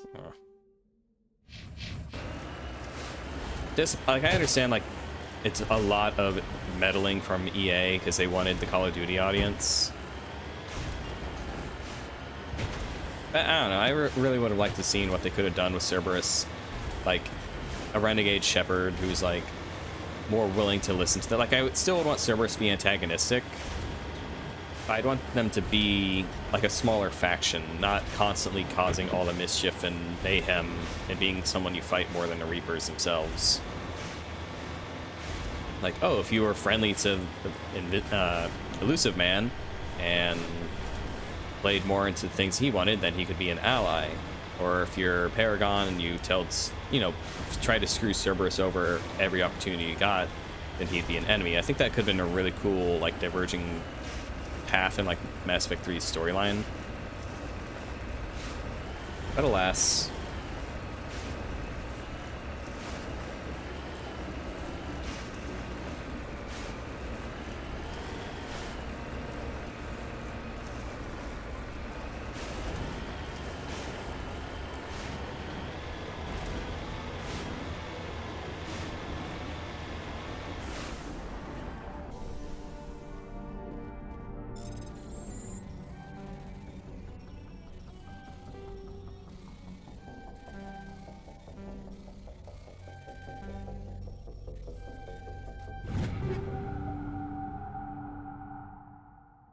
Aye. Tungsten rounds, eh? Oh, synthetics. What was the other one I picked up?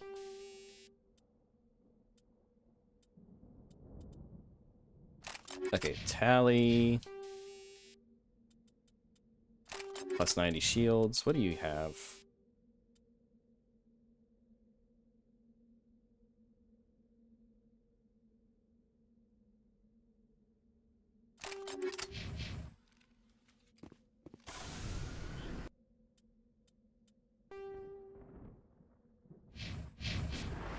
All right, let's go in.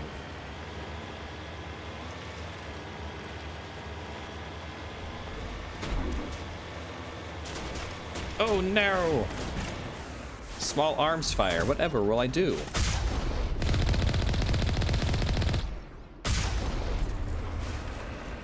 That's what I'll do. Oh, hang on. What's down there? A mineral deposit.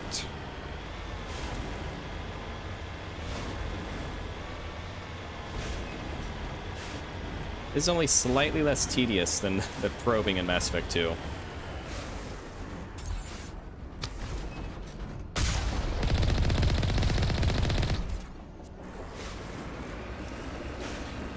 Think he can take on a tank with a sniper rifle. What's wrong with you?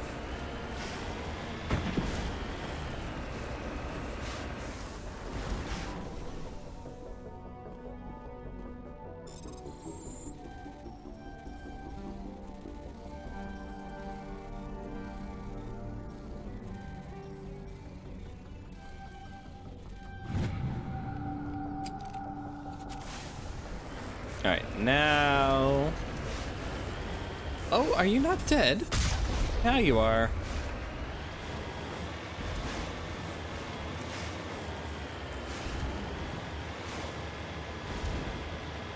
Nice and crispy.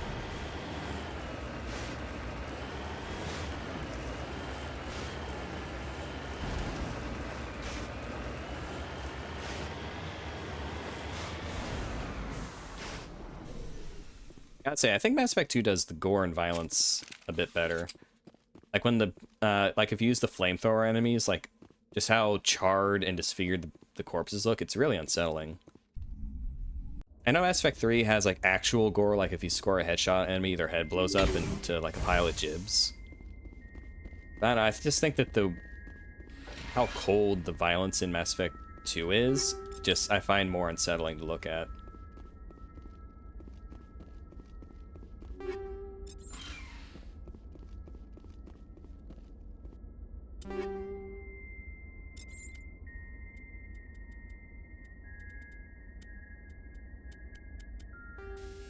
Oh, hang on. Ah, no, that's worse.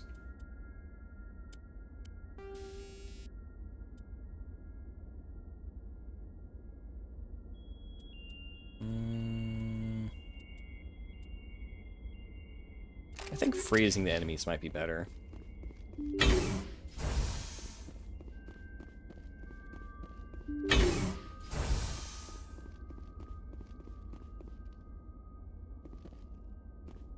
That's a lot of enemies on my radar.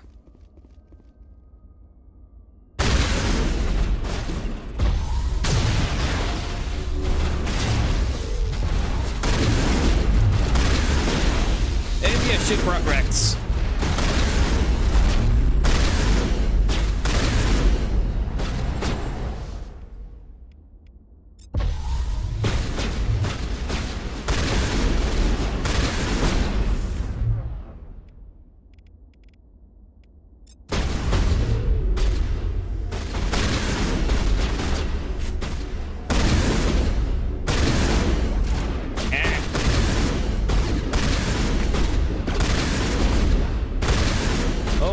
Good.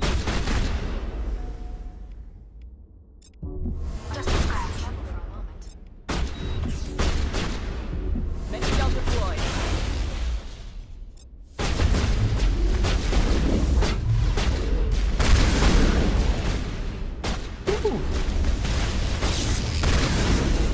Incoming!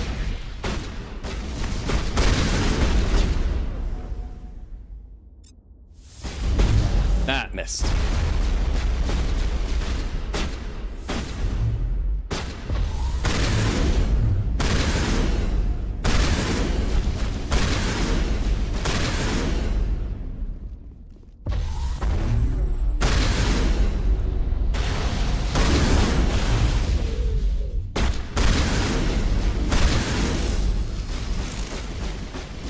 Ooh boy, who we got left?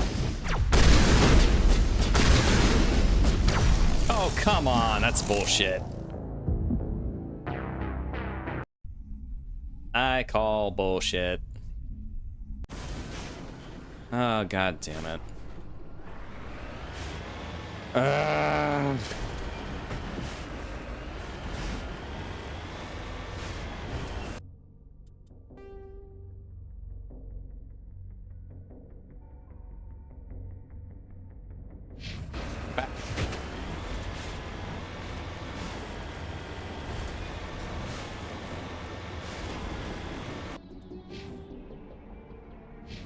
The shotguns feel kind of bad in this game. Like, comparatively to, like, the way that they feel in 2 and 3. The pistols are really cracked in this one, though.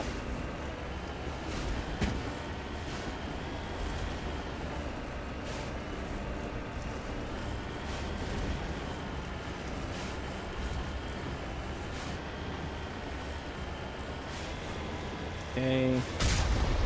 Oh no, who killed that bug?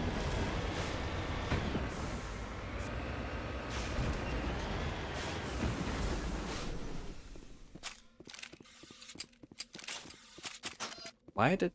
No sniper rifle. Pistol.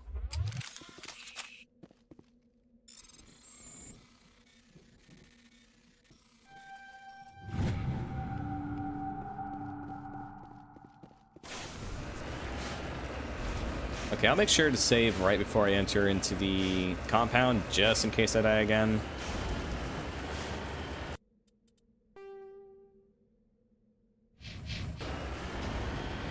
I don't want to do this shit again.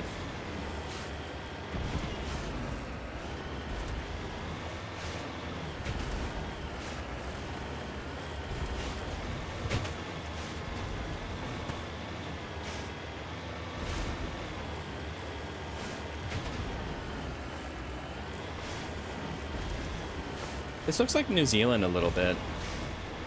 I wouldn't be surprised to see hobbits like running around in this kind of place.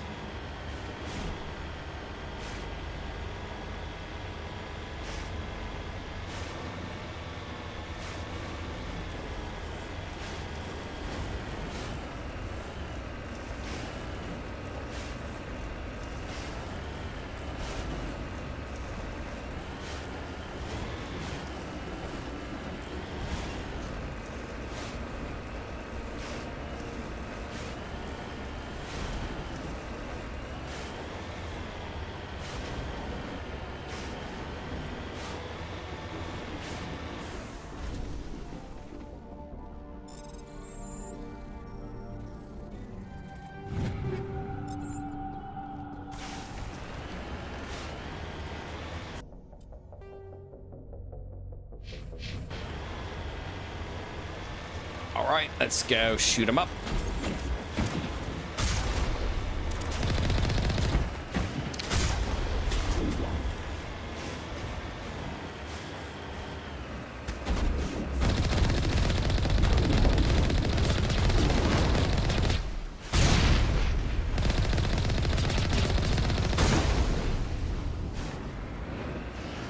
Right through the crate.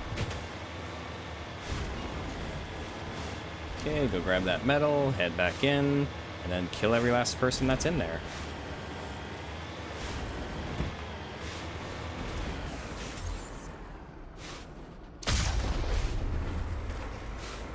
Don't use tracer rounds next time, dummy.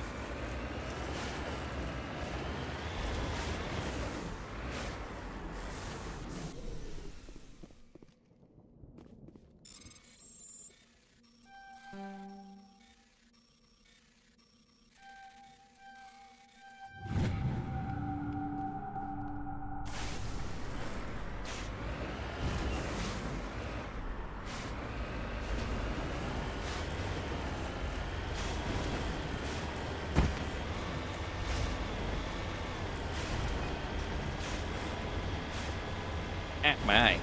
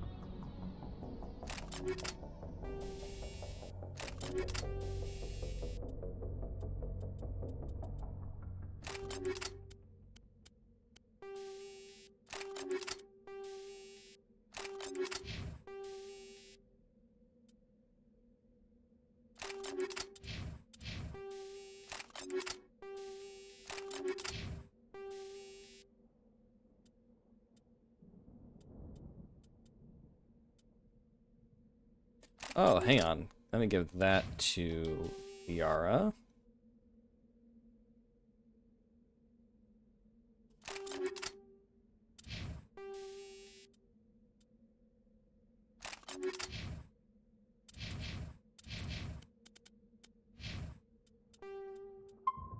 Okay, saving there.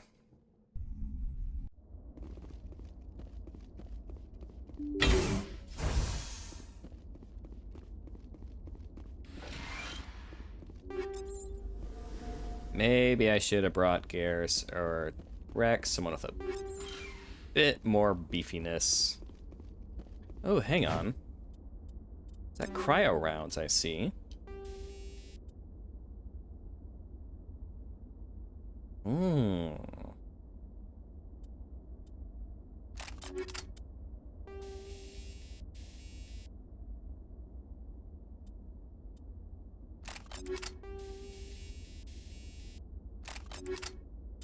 Let's give that to Liara.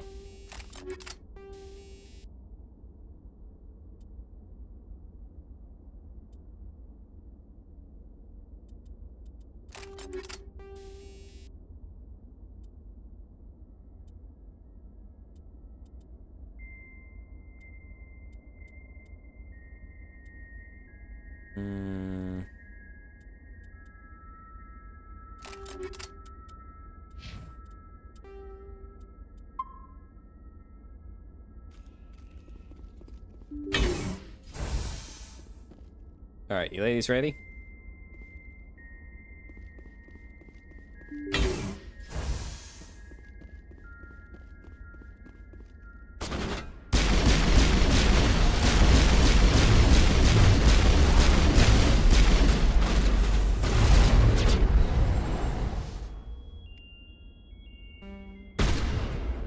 Okay, and throw.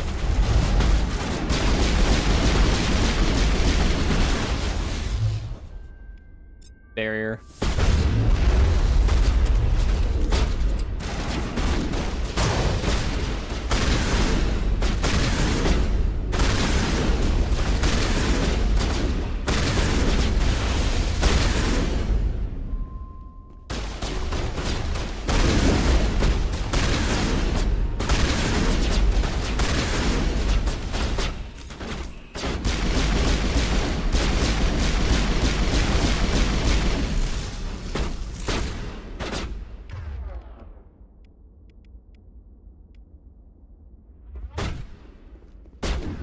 Neuro shock. Left.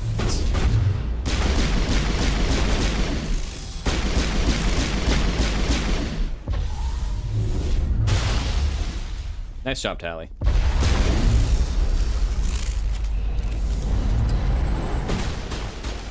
Oh, that's a Krogan.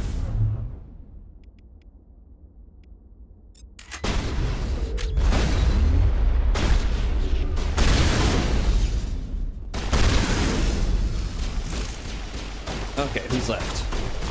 Oh, sniper.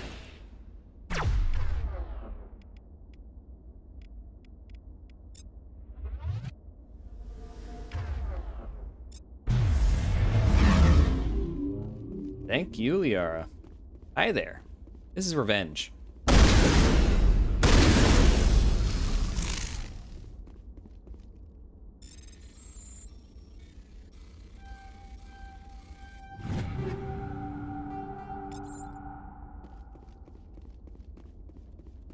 Medigel deployed. Okay, there any other loot? I'm gonna have so much loot to sort through when I get done. Everyone's gonna be kitted out real nice.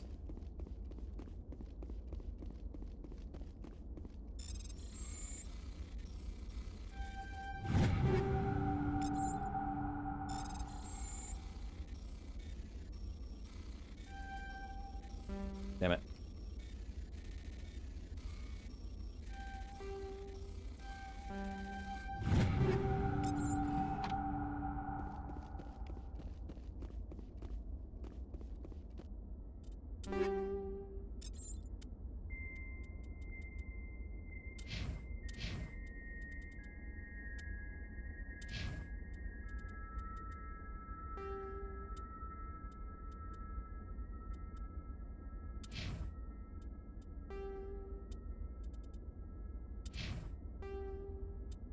Okay, so they're all doing pretty good.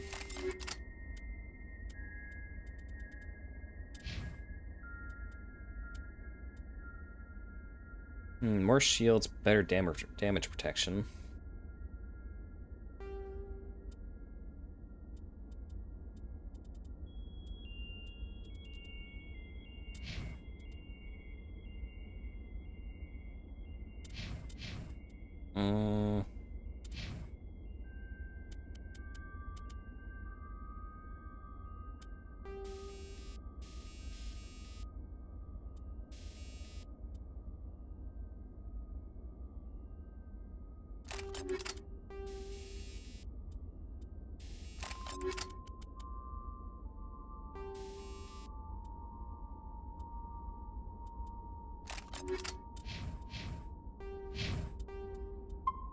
Alright, just get saved just in case something bad happens.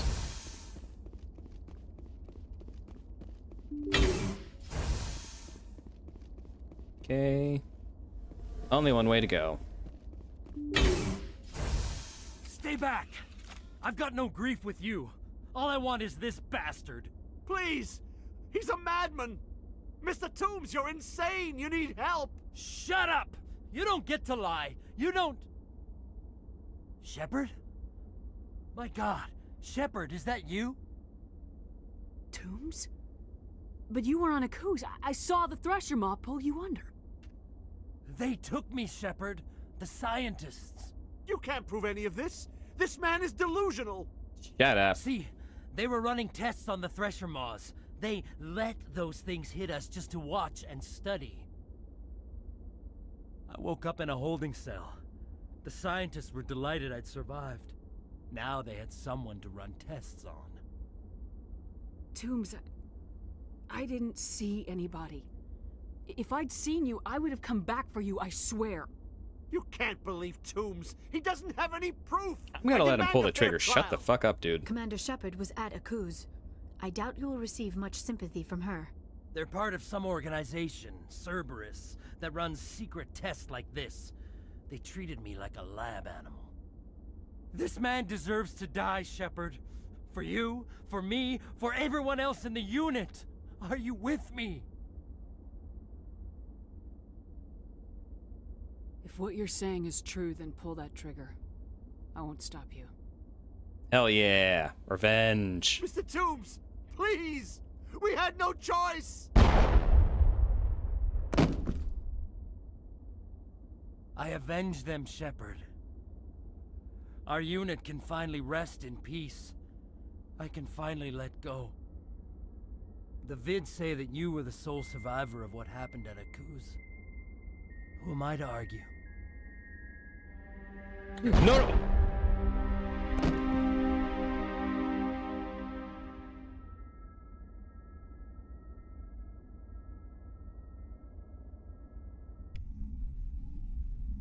Shit.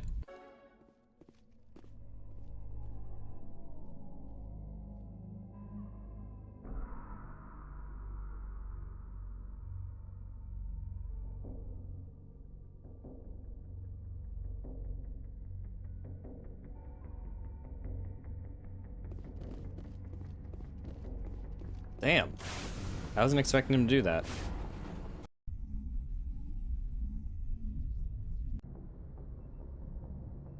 Message coming in. Patching it through. I reviewed your report on the situation, Commander. It's unfortunate both the Doctor and Toombs died, but I know you did your best under the circumstances. I hope this helped you find some peace, Commander. Thank you. Fifth Fleet out.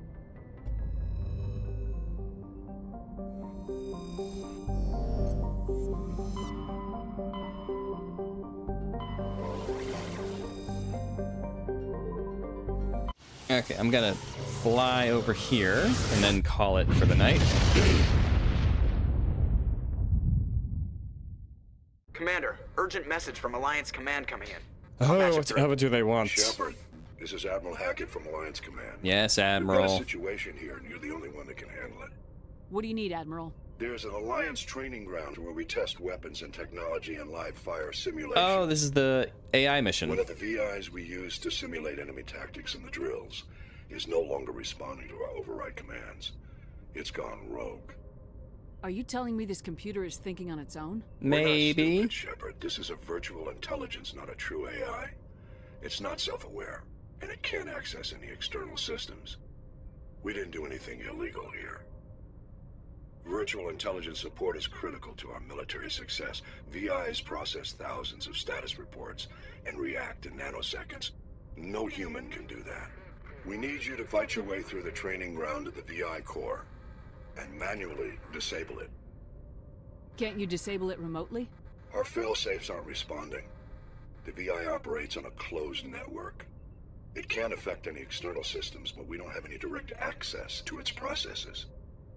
We could bomb it from orbit, but the damage to the facility would be catastrophic. We'd prefer to have someone shut down the core. Someone like you. I know Spectres answer the Council, but you're still human. You're still part of the Alliance military, and right now we need you.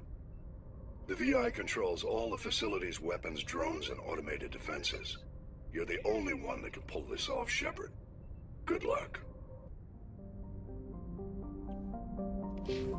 Okie doke. I'm going to...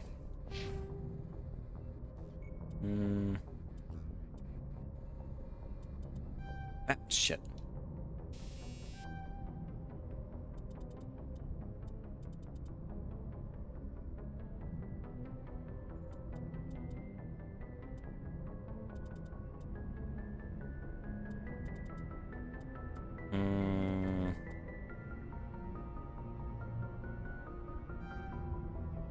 Nah. What do I do?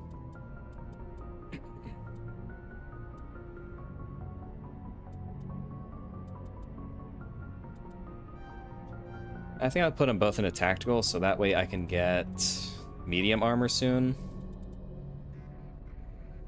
Yeah.